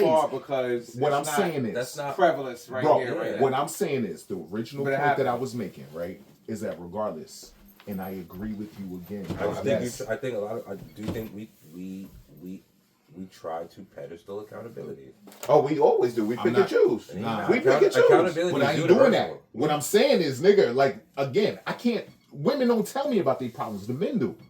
Women tell me about their problems. Men tell me about like their intimate details and be like, "Yo, I'm broke right now, my nigga." Because they like, comfortable child talking to support you just about took that my shit. lawsuit money. They comfortable Like, talking to you about it. right? Because that's that. They're not comfortable talking to their side. ladies about it. Correct. This That's is why. that's the only that insight, side of it. This is why the only insight that I can offer as somebody who is in fact in that same boat on that same river with niggas, just be more mindful about what you put your dick in raw. No, you're right. That's it. You're absolutely right. You're absolutely I right. agree with you. You're Because you ain't absolutely got to right. shoot a club up to get a woman pregnant. Pre-cum is still a thing. Fact. Niggas don't talk about that. I thought I got a girl pregnant with that I shit. think Like, all honestly. of us. I But think it's a all whole of other us, situation. men You and fucking women. raw long enough, somebody's I gonna think get all of pregnant. us, men and women, need to stop fucking raw. Period. Ladies, stop trusting a man who doesn't want to use a condom. Can we do? And men, Can we? stop trusting niggas who want to fuck you raw. Can we promote just a healthy Pause, I relationship? said that. It sounded crazy. I heard no, because he was talking and I didn't get the fit. Man, let me say that. Jesus Christ. Men stop fucking. trust- I have my stop hand on fucking your shoulder, fucking crazy. women. I have a Yeah. hand on your shoulder when you said it. Yes, too. Stop fucking bitches Crazy, raw, bro. man. Stop having raw sex with each other, yo. Men and women stop having sex. Can we wait? Hold Bro, on. just know your partner, bro. Can we promote? Yeah, can we your promote partner, having bro. a healthy relationship That- with a man and a that's woman a before fact. any Know your of that partner. shit? And that's what kept me going What a happened? long way. That's where I was like leaning What you towards talking before about? knowing your partner. Knowing who That's what I'm dealing saying. with. think You we gotta just- know I who think you all dealing this with, raw and not fucking saying needs it's the to thing stop. to do, but Period. you know when you know who you dealing with, and you're the type of person that can study people and know movements and patterns and shit. You know if a bitch fucking somebody or she getting fucked or if she That's tough. she is if she's not. I ain't gonna lie, because some of them Get are you good, one girl bro. and get out the Some of them- the some of them streets is good, dirty, bro. bro. Nah, Some of them Bumpy. are good. Get you one and get out the game. I bro. know, but I'm just going off experience. Like I know. Yeah, the streets is dirty. You feel bro. me? I know. That bitch is lying. They're always lying. Right? They're always lying. See, that bitch is lying. She's fucking more people than you could but ever know. Not every bitch. You gotta when you know your bitch. We in a world. Wait. Hold on. Hold on. Who move funny, who move certain ways. But we in a world. I know. I analyze. We in a world where now even the good girls, like the ones that ain't doing that shit, may be mixed in. But we can't even figure out who is who, what is what. That's what's happening. I've seen some good girls. I've seen some good girls in some weird situations. And I'm like, yo, shorty, you look like a fucking deer in headlights right now. But that's what Jay said. Where are the good girls that made bad choices? bro, that's some real shit, bro. They make bad choices all the time, dog. Having unprotected sex is one of them, bro. You just gotta find a girl who you believe in, who you can fuck with. Yeah. Listen, my girl, I feel like she's faithful, but if she's not, she's doing a great job making me faithful. That's all I care about. Are we good? Are we good? Oh yeah. Are we good? Are we all right? Hold on, way I cannot know. Like I know that was the Ray nephew. Yeah. I knew that was the Ray nephew. I'm an analyst. Hold on. Listen to me. Hold on. Let me bring this back. You as somebody. Yeah, we got to. Let's bring every this back. time. I gotta go. It comes right. Yeah. Hold on. Hey, that be happening. Hey, every time. Hey, let's bring this back, please. Hold on. We got off track. We didn't start. I mean, It's been a good episode. It's been meaningful conversation. We didn't start. So boom, Andre. What up, my nigga? How you doing, brother? Now you had a show last night, which was fire. Yes, you did. I was. That gotta come out, man. Yeah, definitely do. We're gonna make the next I came to the show. I went to Brooklyn. Couldn't find parking. Was pissed about that. Parking is pretty trash. You know what I mean? I missed Alan Fitzgerald, I guess. Alan Fitzgerald. He was the dude that walked by you that looked like Lord of the Rings. I was trying to figure. Yo, wait, I was like, there's so many characters. What? You remember that one little Viking nigga? Like the nigga from Power Rangers. No, hold on. So I get in the show, right? It took me like 20 minutes to find parking, so I get to the show, and I'm like, damn man, I hope I ain't late. So I come in, Eva's performing, Yeah, right? Eva's performing. Eva, so shout out to Eva. And my nigga, that's one of the realest. Yeah, Eva's she got a lot of shit going on. She's rocking. And a dude walked by, you gave you a pound. And he had the wait, hold on, don't say it. He had the ginger beard. Yeah. He had the ginger beard down to here. And he wasn't that tall. He was tall enough, but he wasn't that like tall. And I looked at him, I said, what in the Lord of the Rings is going on? He looked like one of the hobbits. Not the hobbit. The other nigga, the elf. Was the elf? Hobbit. Not the elf, the short niggas with the hobbits. They're not the hobbits, it's the other niggas. I don't picture with the beard. The nigga with the beard and it wasn't the elf, it was the wizard had the beard. He was a Gandalf was the nigga with the white beard. The little small Viking. The dwarf. The dwarf. I'm like, what the fuck?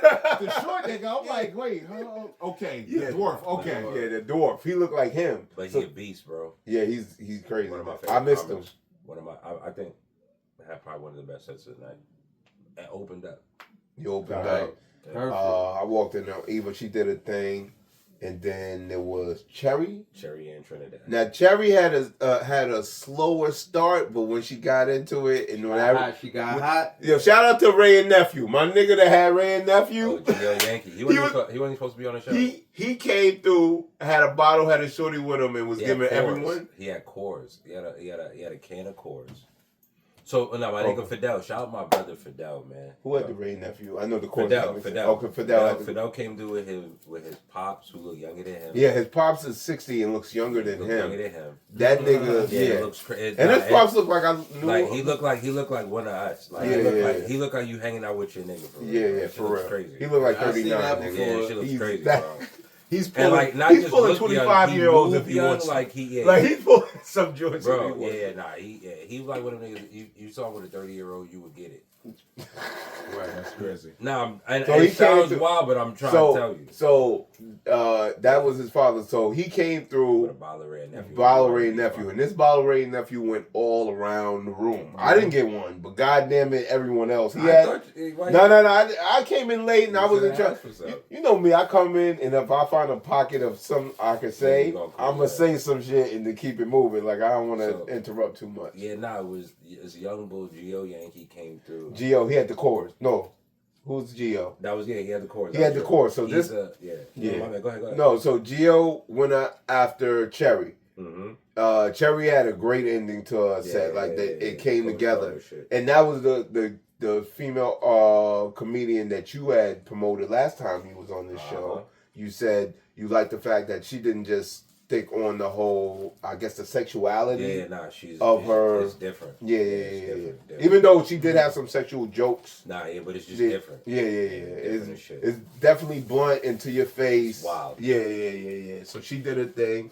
And then Geo was on some spot shit. You put him up. Yeah, he pulled up. Because you hosted the show, right? Yeah, I produced it. You produced and hosted the show. He pulled up.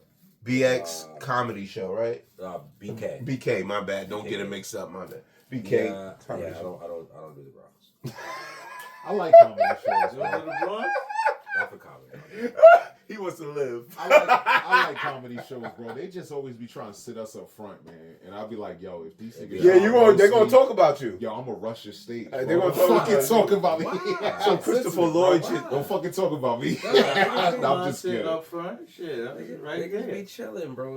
It depends on what kind of comedian. Nah, it's cool. Like, that's all... It's never happened to me, but that's always been one of my fears. Mediocre white dudes do be roasting niggas sometimes. Like, he gonna beat that nigga up. But like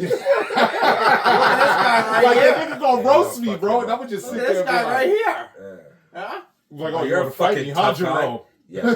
But then you had Geo. Geo was on the spot. Yeah. And he was kind of like getting his feeling on shit. And then he had a can of chorus. So he asked him for some Ray and Nephew. So the whole joke was Ray and Nephew and chorus. And that was a whole different...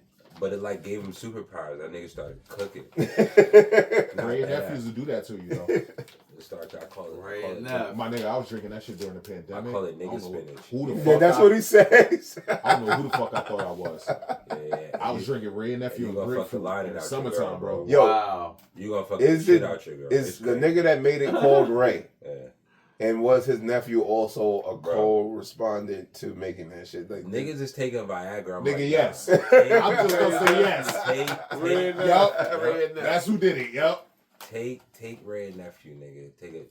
Sip a little Ray and Nephew. You don't need Viagra, bro. So I thought they just go crazy for Ray and Nephews. I found out that Appleton is a thing too, Appleton, yeah, you can take shots at Appleton. Yo, Appleton is my shit. Appleton's good. Yeah, you don't. That's my shit. You don't have to. Yeah, you could drink Appleton straight. You can't drink Ray and Nephew straight. Nah. Geo was definitely drinking. But he had a great set. Yeah. Ray and Nephew. Assad went up there. Okay, so Assad was the younger kid. You said he's definitely been making moves. He's on Wildin' Out. He won Rookie of the Year for Wildin' Out. Okay. And then he was on Shane Gillis's Tires on Netflix. Okay. Season 2. Okay. Yeah, we started around the same time. He a beast. Yeah. He went up there and talked about fucking kids for 10 minutes. Yeah. So he went up there, and his whole set was about pedophilia. But it was the way it was all up. Look how you looking, right? He could do a set or some partial part of that whole scheme, but it would be different because of how he delivered it. Yeah. So he was more awkward with his presentation. Yeah. So motherfuckers didn't know if this was really going on, like the way he was talking about. Very offbeat cadence. Yeah. It takes a little bit to kind of figure out. Once you get his cadence and once he's in rhythm, Assad is like, when Assad's pacing is perfect, the nigga's damn near impossible to follow. Right? But sometimes when his pacing isn't perfect, it'd be hard to follow his cadence. Right. When his cadence is perfect, that nigga's different. He's on go. Talking to Andre, I learned so much about the politics of comedy that the general audience would not even consider, like how the cadences and delivery work, the audience, how to get it off, and just the nonstop battle or bickering in comedy to like crabs in a barrel try to get to the top. Having that joke in the pocket just in case you lose the crowd and it brings them back a little bit type shit. All of it. It's all science. It's fun though. Yeah, man. I respect what y'all do, bro. It was a great show, man. That show was fire. I got to close it out. Yeah, he closed it. I didn't see your opening, but I did see the closing. I got to close that out, and that was he killed it. That was a fun set. Yeah. What after us? It was you.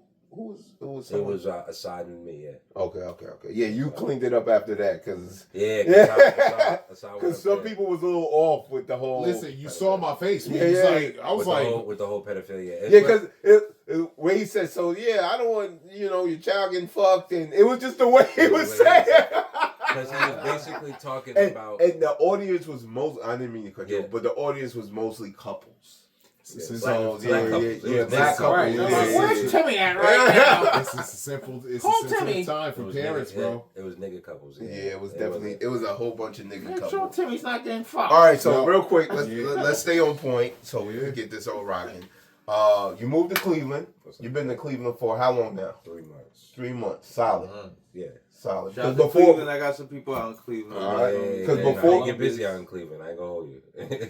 Yeah. I don't think nobody ever questioned that. Like niggas knew Ohio always gave it up, bro. Ohio is different. Cincinnati. They get Cincy ain't no joke. I'm with Cincinnati. Cincinnati different. The hook. Cincinnati. That's so you were also going there before you moved.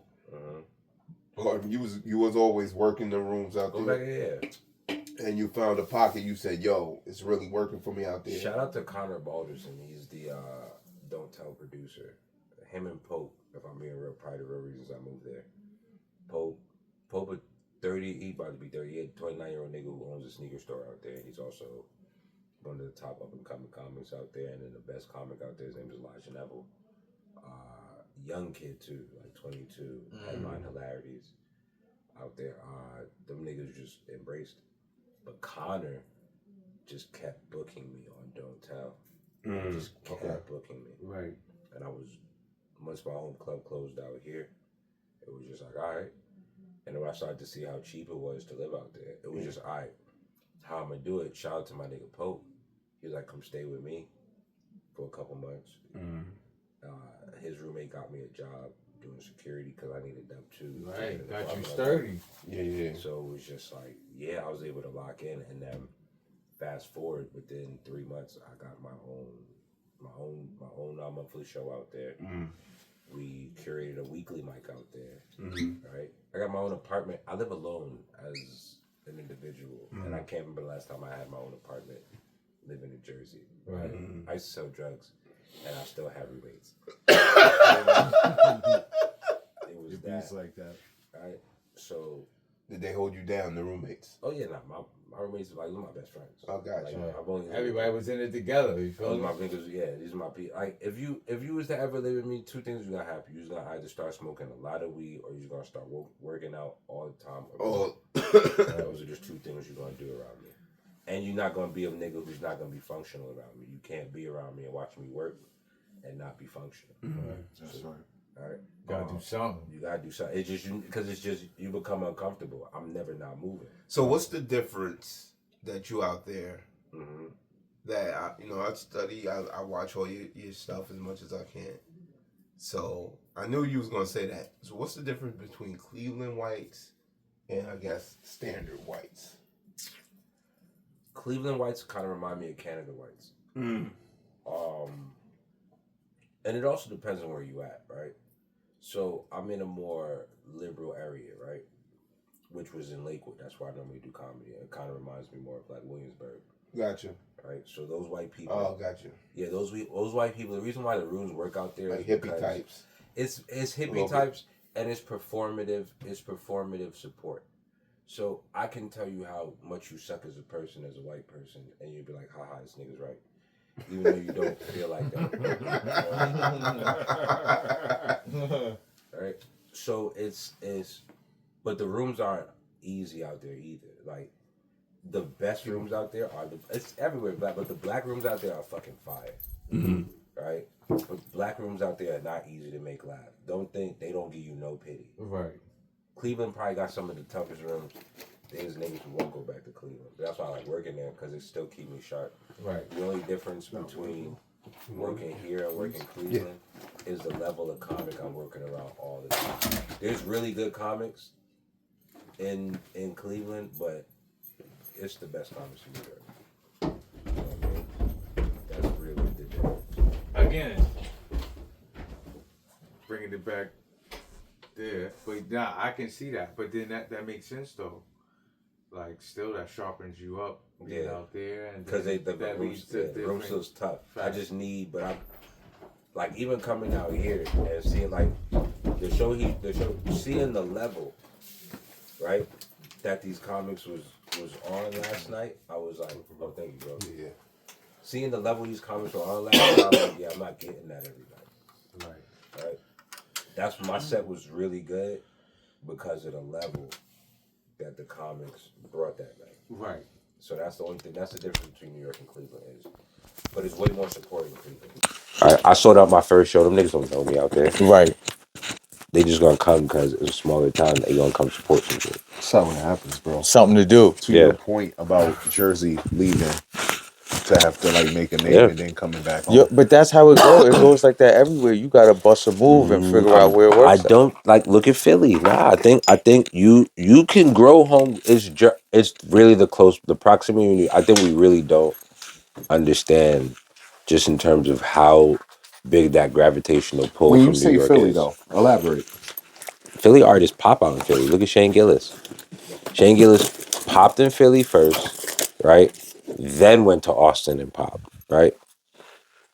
Shane Gillis was he was already elevated in the top club out in Philly. He was a staple in the Philly comedy scene. Okay. Right? Austin just gave him that bigger national platform to pop. Okay. We don't do that. We don't grassroots niggas in Jersey. That's right. We don't grassroots niggas in Jersey. Because the minute you start to get a little bit hot, you're going straight to New York. Yeah. It's the politics. The gravitational pull of New York, we underestimate how big it is. Right? Yeah. So that's why it's hard to grassroots and build anything, even though it's hella talent in Jersey. Nigga, the fact that you Ransom from Jersey, right? We should know that. Because Ransom rap better than most niggas. But we don't grassroots. So it's not like if Ransom pull up and say I'm a pop a show in Jersey, niggas didn't even know he was from Jersey. Yeah, because my man the other day kept telling he didn't know Cassidy was from Philly. You I'm feel like, how the fuck you don't know that? That nigga said, I thought he was from Harlem. I'm like, wow. That's what I'm saying. That's the gravitational pull. That's crazy. That's the gravitation. We know that, but everybody else might not see it that way. It's the aggression. The aggression is associated with New York because of the gravitational pull. I guess. I just wouldn't So know. for the people, for the masses that don't know no better. So that's the difference. It's just, I guess, Jersey, from a level of talent, the talent level in Jersey and Cleveland are very comparable. What they do is different. That punk hop is what I like to call it. Is real in Cleveland. It's huge out there. Well, whatchamacallit came from there? What's that? MGK. And he kind of started with that slash rap slash punk rock. Kid Cudi. Like, yeah, okay. When you if you stay in Cleveland for a month, you will look at Kid Cudi and he will make way more sense to you. Right. Okay. Like you'd be like, you see where it come from. You see where it comes from. That makes a lot more, because sometimes you be doing weirdo shit. But that's what they do. It's not weirdo shit there. It's not weirdo shit. Right. Yeah. Cleveland is like East Coast Portland.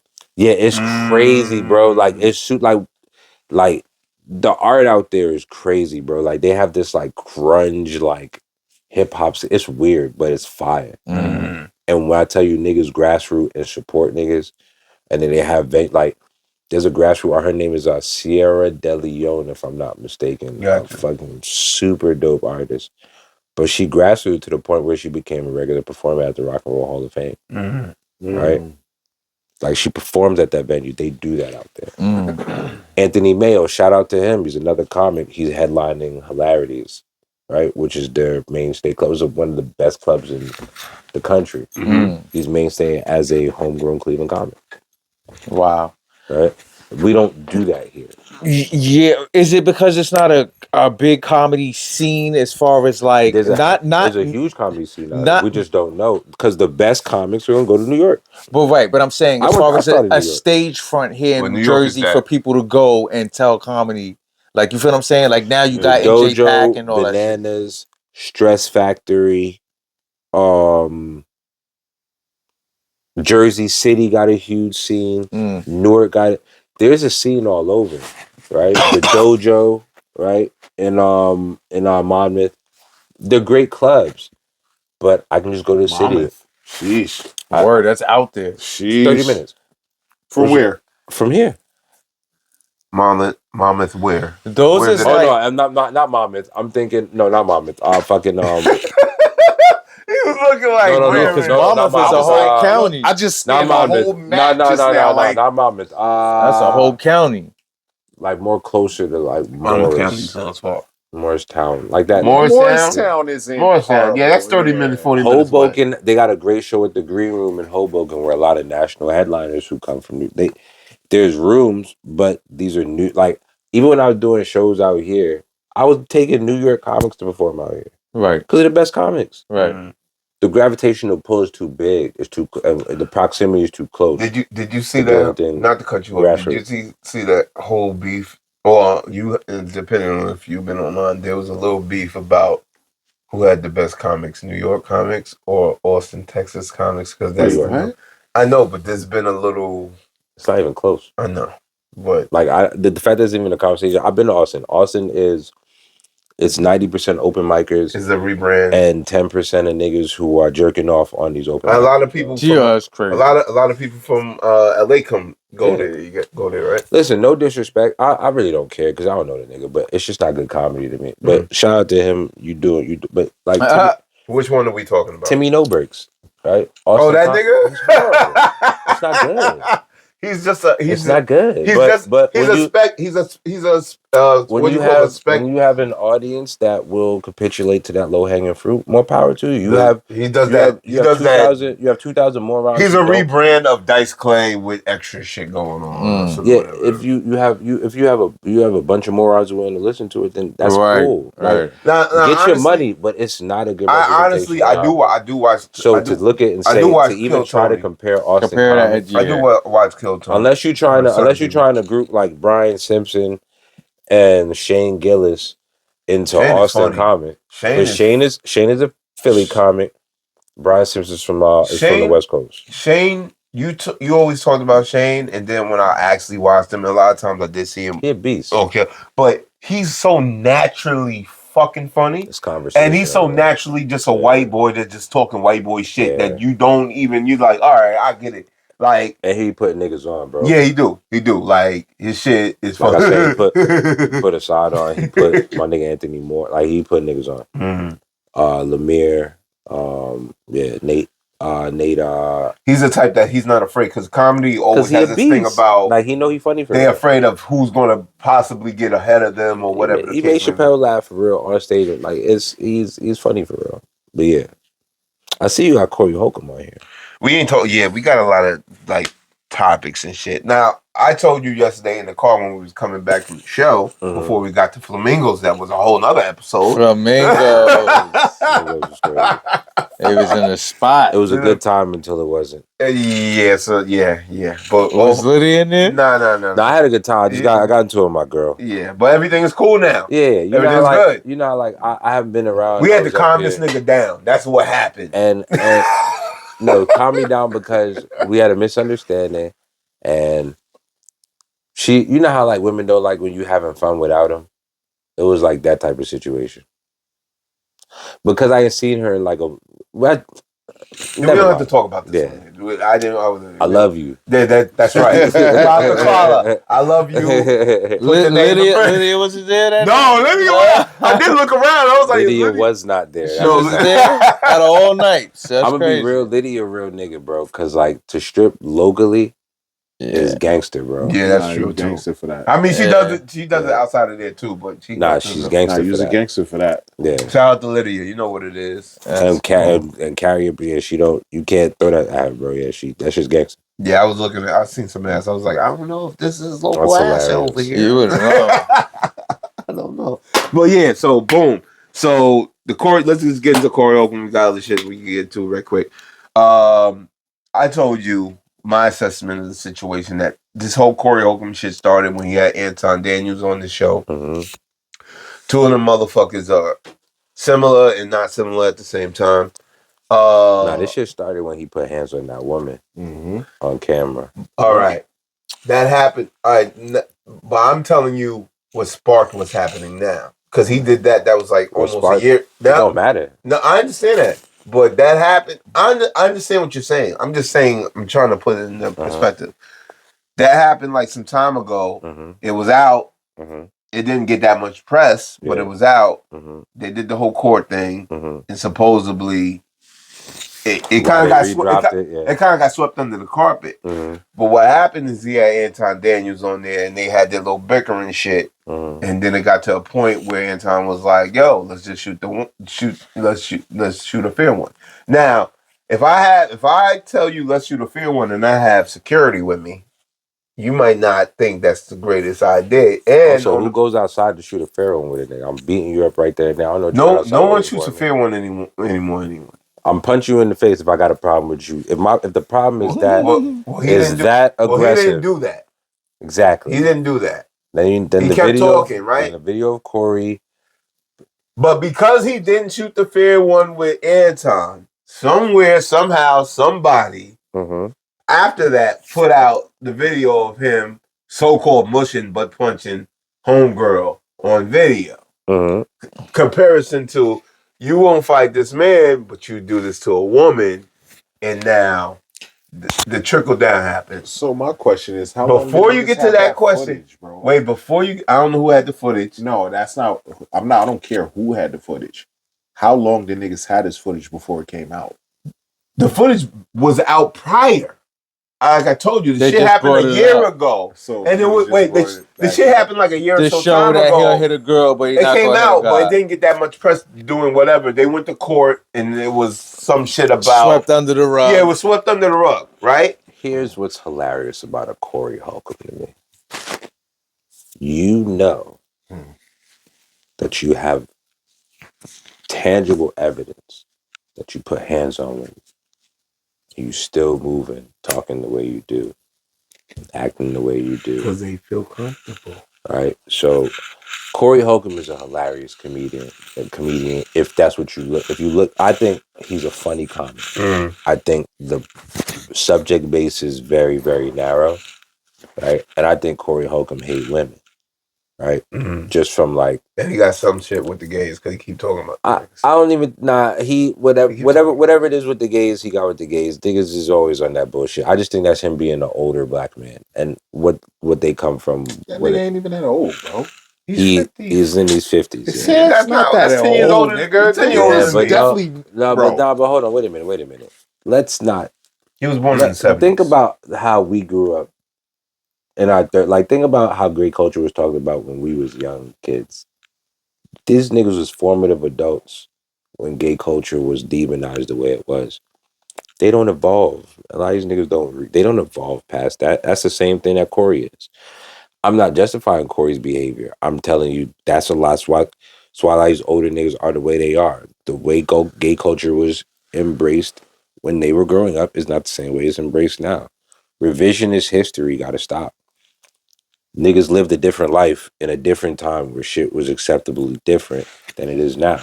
Doesn't mean niggas evolve. Niggas stop evolving after a certain point in time. Niggas turn 40 and that's who that nigga is. Yeah, after that. Facts. After that, yeah, it's a wrap. For the most part, super fact. very Super few men evolve past that. All right. That's what you're seeing with Corey Holcomb though. Corey Holcomb, to me, the reason why I think Corey Holcomb hates women is because I've never heard Corey Holcomb speaking about women from a place of upliftment or positivity at any No, he point does. in He doesn't time. talk about that. Because they don't like him. It's something about Well, him he don't that like he them. projects or go off. He has No, an issue. He it's hates not. He no, has an but issue. He has an issue. but it's probably a he projective don't issue. view Though. women as he don't view women as people. He view women as some shit to fuck on. Yeah, yeah, And he it's does. I used to hear Because women. that's a talk. I used to hear women say that shit to me all the time about like other men, like that. There's a lot of men who don't like women. They just like to have sex with them, but like they don't like their point of view. They don't like when they think. Anything they don't like else? Yeah, I can understand that. And that shit is so true. It's like so true. And personally, I don't know Corey Holcomb, right? And he might, if this ever was to come, he said, I don't really care, right? I don't really care if none of these niggas like me. Corey, talk about us on the next podcast. We need that promo. I do personally think a lot of things. Corey probably does hate women, right? Does that mean he's not funny? Does that mean what he does on stage? Right. I just think if he would have punched that just nigga might in the be face, his act too. I He just might think just if be he would have saying punched that. that Got a nigga in bitch the at face, home and none of loving this it shit would up. have happened. But I just think a lot, like when you see his rhetoric on the 5150, it is majority about it's negativity. Yeah, it's about women being a certain way. Maybe I should be a little bit more due diligence and watch more of the episodes and see if he talks about more. But because they might just be filtering those type of clips. But I've sat and watched a whole episode of 5150, and a lot of times it is that. So crazy. So Darnell. Here's what's crazy. What's her name? You get away with that, right? Until we can tangibly see that you might not be joking. Right. And that's why so everything so my whole you put hands on that woman, now your jokes feel too real. Yeah. My assessment You wasn't joking. None of this would have resurfaced if he would have shot the fair one, which would never have happened. It still would have refocused because at this particular point in time, when you do something like that, people are looking to grab so shit. If it didn't happen and he elevated, the minute he elevated, it was going to come out. I think you can't be so arrogant to know that that's out there and still not. The funny thing about this is people are like that. Obviously, if he, you know what I'm saying? Like, he is that. Anton Daniels, you could talk about us too. Anton Daniels wanted to be famous. I don't really know him. Yeah, I know, but he's a conservative black man that doesn't really talk that greatly about black people.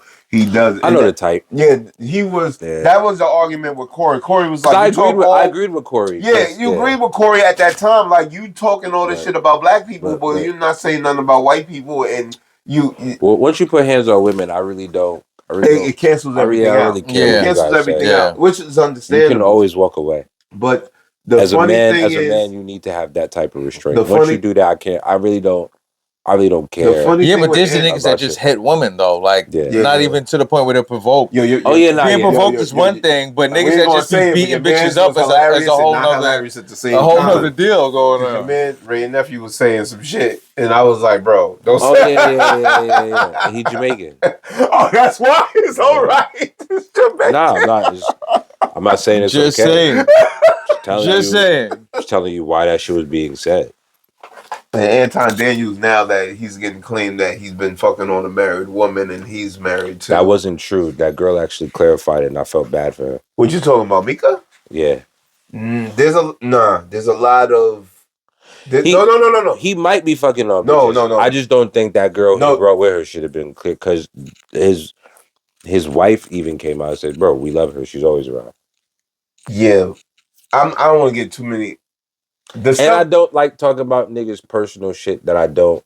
You know what I'm not big on that. But you know what it is? Let me be clear with that. I can talk about Corey because I seen him put hands on the woman. You know what it is? Tangibly say, you know what it is, though? I don't fuck with that. I don't like to play the whole speculation game of who's fucking who. I think it's weird. I watch the Anton shows where he has everyone's from wherever they are. But even if he is fucking on a married woman, what does that have to do with anything he's talking about? That was the reason he one of the reasons he got mad at Corey, because he was like, "You whatchamacallit hating on me about this? You what was that Mac? Whatever? You dirty Mac? That's what I'm saying. Dirty Mac. Yeah, it was dirty Mac. Like, what is that? It don't got nothing. That's what I'm saying. Like, I don't.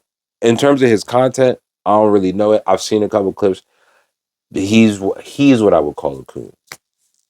And yes, those are some people that Those will are call cool. home. Yeah. I understand that, but who he's fucking or not fucking, it's not it's not a man conversation. But what happens is, I understand you. What happens is when it gets publicized. Who cares? Why is it publicized? Because he's on his platform talking about what?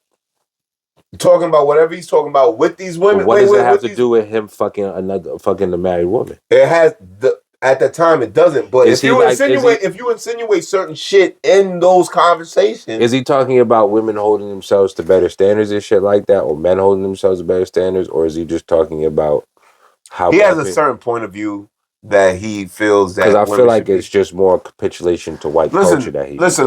All I got to say is on his show, he's married. He says he's married, but he said I got mad. Niggas is married. He said I got fleet of hoes.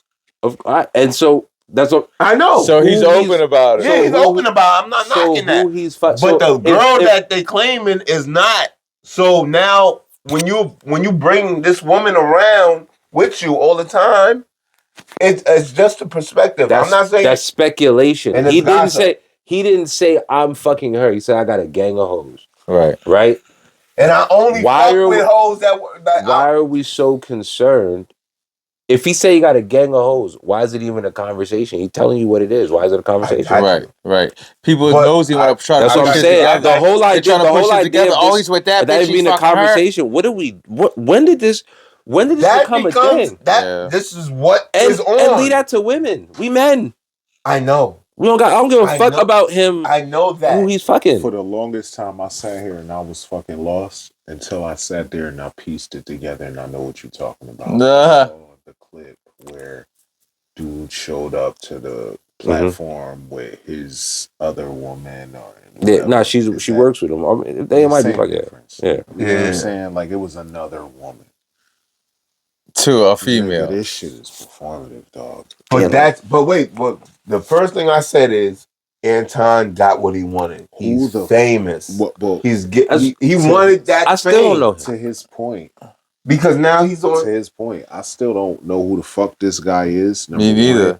No knock to him. Yeah, but like, who cares who he's fucking? Like my nigga, this shit is dog. Well, he got more promo so for the Corey show. But then again, you know how people, if you put it out there, people are gonna want to know. That's just period. And I think that's a problem with people. Yes. Like who gives a fuck, bro? Right. What if it's not productive? People don't give a fuck. Exactly. About Corey Holcomb. Now, if you're talking about the idea of like a nigga like Derek Jackson, right? When Derek Jackson was simping to women. Oh, you're talking about the one in the car talking, and he had the wife, and you have a wife and you cheating on her. That's different because you're not being true to your brand. Because you're putting out that perspective, and it's on blast. That has nothing to do with his. It has nothing. It's why are we so concerned? Right. That's his personal life. Yeah. With people that mix personal life with publicity and media is bad. I think we got to turn the TV off on Jim Carrey's face becomes the mask. Didn't see that. I don't believe that. He got shit. Botox. I think. Why would he do that? That's you. We on the same boat. It's a lot of shit I don't care about because it don't matter. I think we got to turn the TV off for a minute, bro. It's not the TV. It's the phone. Too much distraction. I don't see that shit on the TV. Shit. I'm not turning nothing off. I need to see it all, hear it all. What the fuck is it? What the fuck is he doing? You filter. It is. It's all content. So my man, I say this. I reference this shit often, right? My man said some shit to me one day. It was like, yo, bro. You know a lot of shit. He was like, yo, every time I get on the phone with you, you tell me about some shit you read or some shit you learned or, you know what I'm saying? I got 5 minutes. Okay. Yeah. What you doing with that information? And how is that shit applicable to you? You know what I'm saying? Like, while, that shit might be consumed with niggas, like, me knowing the truth of the matter. Like, let's say we know whoever is fucking whoever. Like, now, how does that change my life in any way? It doesn't. Just like if I talk about flat You're earth, just knowledgeable. Like if I talk about flat earth and you be like, I gotta go work tomorrow. I don't give a fuck about it. It's the same type of shit. Nah, that's not the same. No, it's similar mindset. Really? It's a similar mindset. Similar mindset. I know when niggas think whatever, nigga. I gotta go. Real quick. All right. We talked about 50 yesterday. Whatever you said, 50 will never watch you move. 50 Cent versus T.I.'s Family Hustle. He's gonna get everybody back at one time. That's what he's gonna do. He's not gonna rap to do it. No, he might rap to do it. He's not gonna rap. He might rap to do it. I don't think he's gonna. Because the people want him to. He don't give a fuck about what the people want. This is my point. 50 don't give a fuck about. This is my point. But he might do it. This is my point. I'm not saying he's gonna do it. He might do it. This is why I know we as people were cooked. Like a fucking brisket, bro. This shit, right? The whole 50 T.I. thing. Christ. They've been to everybody. They've told you exactly what they're gonna do. T.I. has an album coming out, right? So how do you create? Nobody cares about the music. Yeah. You have to create drama. Anything that he so it's and we're so he's dumb. only gonna put music out when it we're has so to do with dumb. this TV shows and shit. We're so dumb. The day we went to wars, the fucking Miss Jackson. Oh my God, look at who cares? We care about all this shit because it's pushed to us in our face, right? And we're so consumed with drama by niggas who got money, bro. Trump, Iran, like homegirl right there wanted to talk about when she left. Trump and Iran. She was cooking. She was cooking. I just want to know where's Congress. That's what you've been saying. I've been trying to find Congress. Congress ain't been in this place since fucking. I remember Biden. when Obama wanted to take a shit and wipe his ass. He had to ask Congress first. That's a fact. That's how it's supposed to be. Period. If he wanted to wipe Congress his ass, fell back on Trump though. He had fall back. I think he killed them. Cause where they trying to get him out. They trying to get him out of here. Where the fuck are they? They trying to get the nigga out of here. Yo, listen. Let me tell this nigga's moving like a OG. This nigga's like, I'm not supposed to drop the bombs. I'm not supposed to drop the bombs. My bad. Go undrop them. Right. They said they dropped the bomb on a school. Go undrop them. My bad. All right, I won't drop it on that area again. Go undrop. That's how he moving. All girls school. Some shit like that, bro. War is war. People are terrified of him, bro. Yeah. There's icing. Terrified. I don't be seeing them because I don't go downtown because I don't got nothing to do with me. Okay. Right? But yeah, ICE is in Cleveland. ICE is in Cleveland. Yeah, but white people, you guys are doing a great job. Stay on the front lines. What do you think about all the ICE shootings? I haven't talked to you. That's how I always felt. What do you thought about all the ICE shootings and how the white people are? I thought finally the revolution was gonna happen. Because I'm gonna be real with you, I didn't think it was literally possible for law enforcement to shoot a white woman. Like I thought it was like a white man, bro. That's not law. Wait. I know that. Wait a minute. Wait. It really is though. It's just at a higher level. It's just not a higher level. Homeland security, bro. You know how I know they're law enforcement, bro. The nigga that was that's what I'm saying. I'm telling you, they're law enforcement. Background checks was arrested for child pornography and possession. Yo, still law enforcement. Bro, dogs. So it's not right. That's bad on their part. Our cops. What's the difference between cops and ICE? 3 months of training. That's it. Cops are KKK niggas too. Yeah. Cops fuck kids too. Facts. Cops rape people too. ICE is law enforcement. You know how I know cops ICE is kill law enforcement? niggas too. You know how I know ICE is law enforcement? Because they shot that woman and nobody went to jail. Bro, we really, of course. We really do that though in 2026. You talking about what? Like we don't acknowledge no good cops at all. Let me ask you a question. I'm just asking. Let me ask you, who said this? If there's 1,000 snakes outside, yeah, I don't got time to figure it out. And there's 100 of them that might be great for me, but the other 1,000 ain't. Should I trust them snakes? Out, nigga, I'm pigs. Yeah. Hold up. Hold up. We all know people in law enforcement. You just asked me a question. Go ahead. So at that point, what you do? You don't go outside or you stay inside? No, I go inside. Nigga, I was outside. No. Let me if there's 1,000 snakes outside. No. That was the analogy. I would go outside and still not trust none of them snakes. Yeah, that's I was outside. I was right outside. I was right outside around the corner with one of them snakes with a gun to my head because I was black in a white community and he didn't know who his perp was. And he had to find out who the fuck that nigga was after the fact. I could have been dead by then. But no, I'm sorry. I can't be sad for your ass. All the ICE agents you know why? Hold up. You know why? Because you'll go back to your fucking family. Not you, but I'm saying the cop. He'll go back to his fucking family. So when I see one of us get taken down, you know what I think? Hit the fucking family. I don't give a flying fuck about them niggas. How about them shits? I don't care. And they black niggas that do that shit too. And they scared or whatever the case may be. Cops. Yeah, I don't give a fuck. It don't matter. It's not about they're being good or bad cops, right? The establishment of the police is incentivized for you not to be a good cop. Shoot to kill. You either are a cop. No, you're either a cop who does nothing, right? And Or you do what they tell you to do. So I asked ChatGPT the other day about slavery and racism and why white Which people... was slave patrol when it was the police. Bro, let me get this off. I didn't even get my plane off the ground. I'm saying, right. He got 2.5 minutes. I'm trying to do less than that. So I asked ChatGPT the other day about racism and slavery and why, more white people didn't do anything to like stop the shit, right? And what did the ChatGPT tell you? Something that I forgot about how dangerous it was for white people to speak up about slavery and about how easy it was for them to be labeled nigger lovers and shit like that. And how just that fast, you just speaking up about you just racism, crossed the line. Now you crossed the line. Your whole shit down, just like they would string you up like they string niggas up. You know what's funny? It was on the right not side to of cut history you is off. dangerous. I just want to add this. You know what's funny? It was so hard for them to coincide with us, but when we coincide with them, we coons. We don't gotta walk. But when that's what I'm saying. Like that doesn't make sense because you're talking about an idea of having power and not having power. Right. We don't have that. Exactly. So when you're capitulating to white people, you're a coon. Like they don't care. Like why would you do that? So unless they're doing something for you, white people at some point in some time, you're working for them. You get your money from them. They control all the fucking flow. Yeah, but you got white people that's working for that's still working too for white people. There's white people working for white people. I understand that, but they hate their job. They don't see They're that. They don't see themselves working for the white man. It was dangerous. It was dangerous for white. It was dangerous for white people. But they are. Wait. In general, it's another man. It's another white man. Wait. It was dangerous for white people to speak up, right? Mm-hmm. Being on the right side of history is very tough, right? I'm not giving you a pass because you were worried about your safety. At least you were able to not have to say anything and keep your safety. I could have been quiet as fuck and I was still going to get killed. When the police were incepted, they didn't even police white people. It was runaway slave patrol. Right? You think those ideals have changed? They see. So, slave patrol. You brought that up.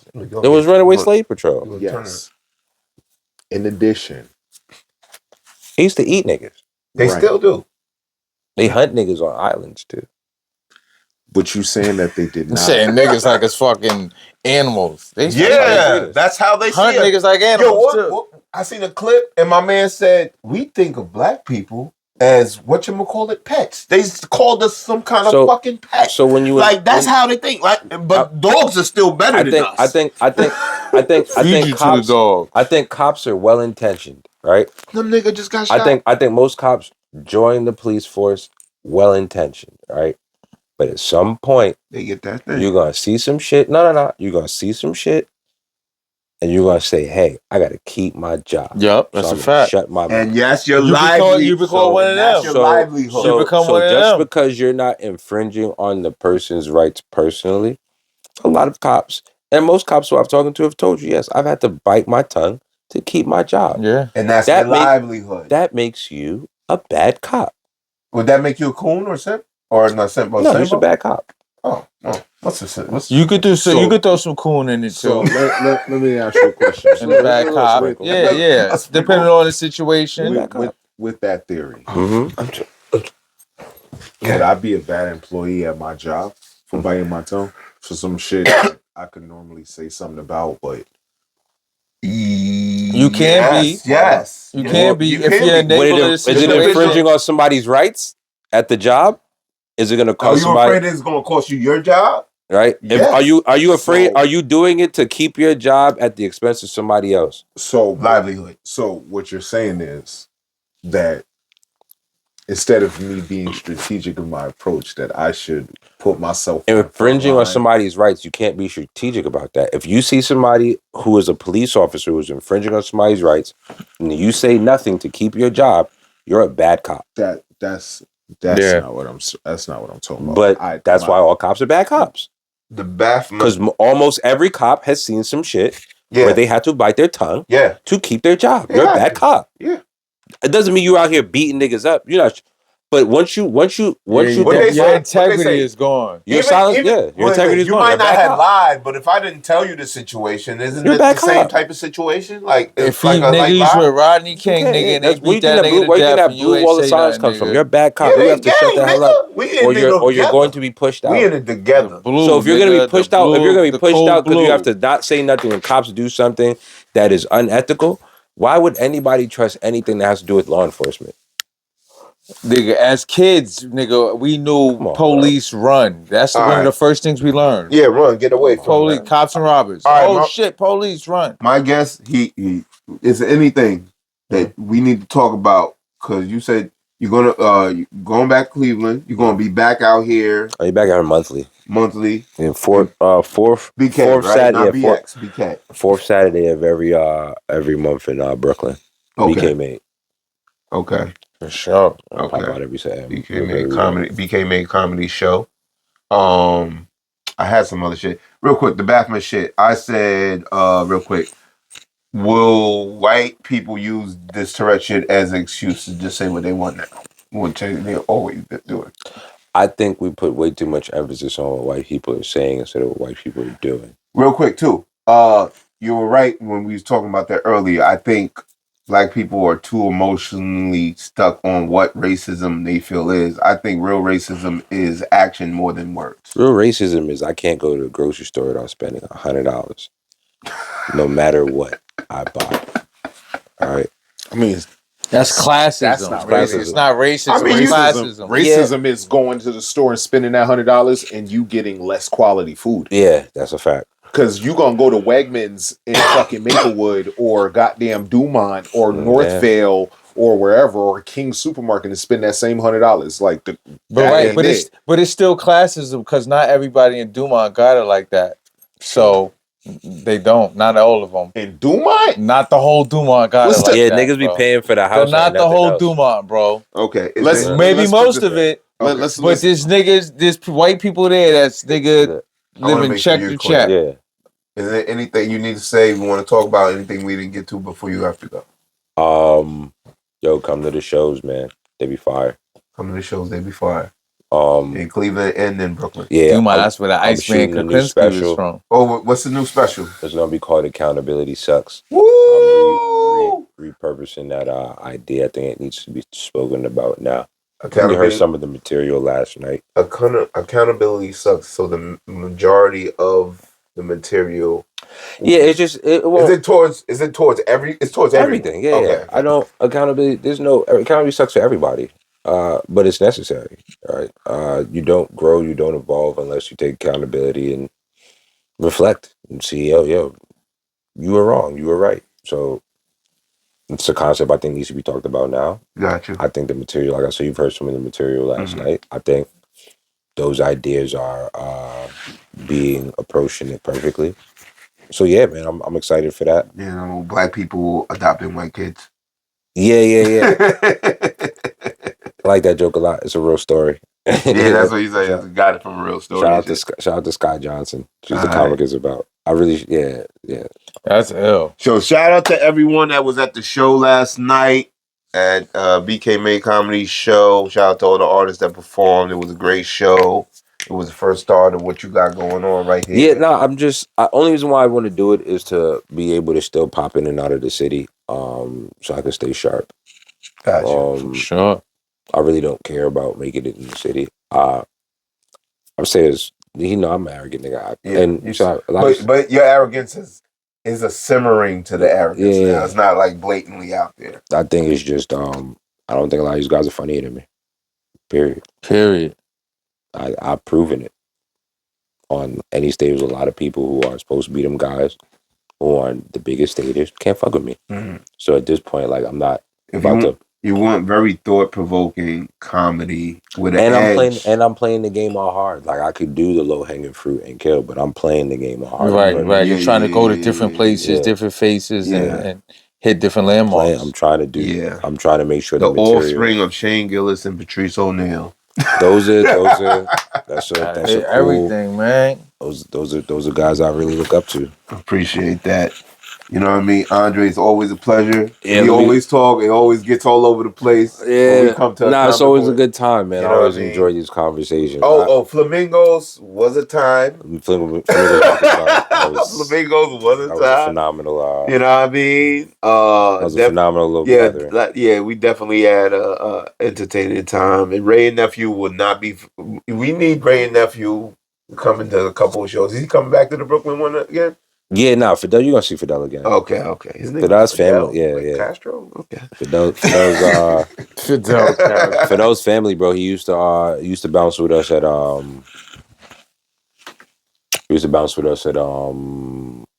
Miller's. Oh, okay. Yeah. All right. Nah, he's family. He's family. You know what I mean? Yup. So you know what it is? Another great episode with my great guest / part of the fucking show, Andre Myrie. Go check him out. Subscribe to everything he got going on. Cleveland's own. Yeah, Tri-State's own. Yeah, I can't say bi-coastal. I'm bi-city now. Bi-city. Nah, man, it's dope. Like I said, anytime pop up, I appreciate it. I'm always gonna try. It's my favorite platform. It's my favorite platform to come talk shit. I appreciate it. And you get a lot of material here. I do get a lot of material. I've been using some of this shit. I appreciate it. I was there like a proud father. Like, oh my God, he's saying this shit. He said oh my shit. Because the shit hits, bro. It does, yo. Motherfuckers would be talking shit and you come up with some fire shit. Hell yeah. That's why I told Shorty, I was like, make those 2 records. I was like, make those 2. I can hear something be a like thing, that. Bro. You know what I mean? Appreciate you. My guy. My brother, Mr. Hughes himself. Yes, sir. You know what I mean? How you doing, sir? Anything you want to tell the people? Nah, man, I'm chefing up something, bro. I'll let y'all see when it's ready. Okay. You think podcast, anything else you want to tell the people? Stay tuned, bro. Stay tuned. Stay tuned. Working. Co-host with the most, always rolling up, always smoking that 103. You know, we lit. You know where to find me. Just came back from Georgia, Atlanta. Thirsty Music, yes, sir. Back from ATL. Mm-hmm. Shout out to ATL Success. Shout out to the Liddy Boys. Shout out to Cash Too Lit. Did the fashion show and the performances out there. Shout out to my man Mansa Ali. He came and met me out there. Yeah, I seen you. I was rocking. Facts. I was like, oh shit, he was down there too. Yeah, he popped out. You know what I mean? That's so we definitely rocked out. Shit, we was just in the lab last night. Me and Juke 90s Baby and Billy Essence. We got something new. His new single Greedy coming out soon. That's gonna be fire. Okay. Wait, is that Juke's record or who's Yeah, it's Juke's record. I mean, I'm featured on it and Millie's featured on it too. So, okay. But it's his record. Shorty? Millie, yeah, okay. Millie Essence. Yeah, all right. Yeah, man. So, you know, we working, bro. And you know what it is? Always the one and only, the most talked about, the most criticized, the most watched, the most dedicated, and all that shit.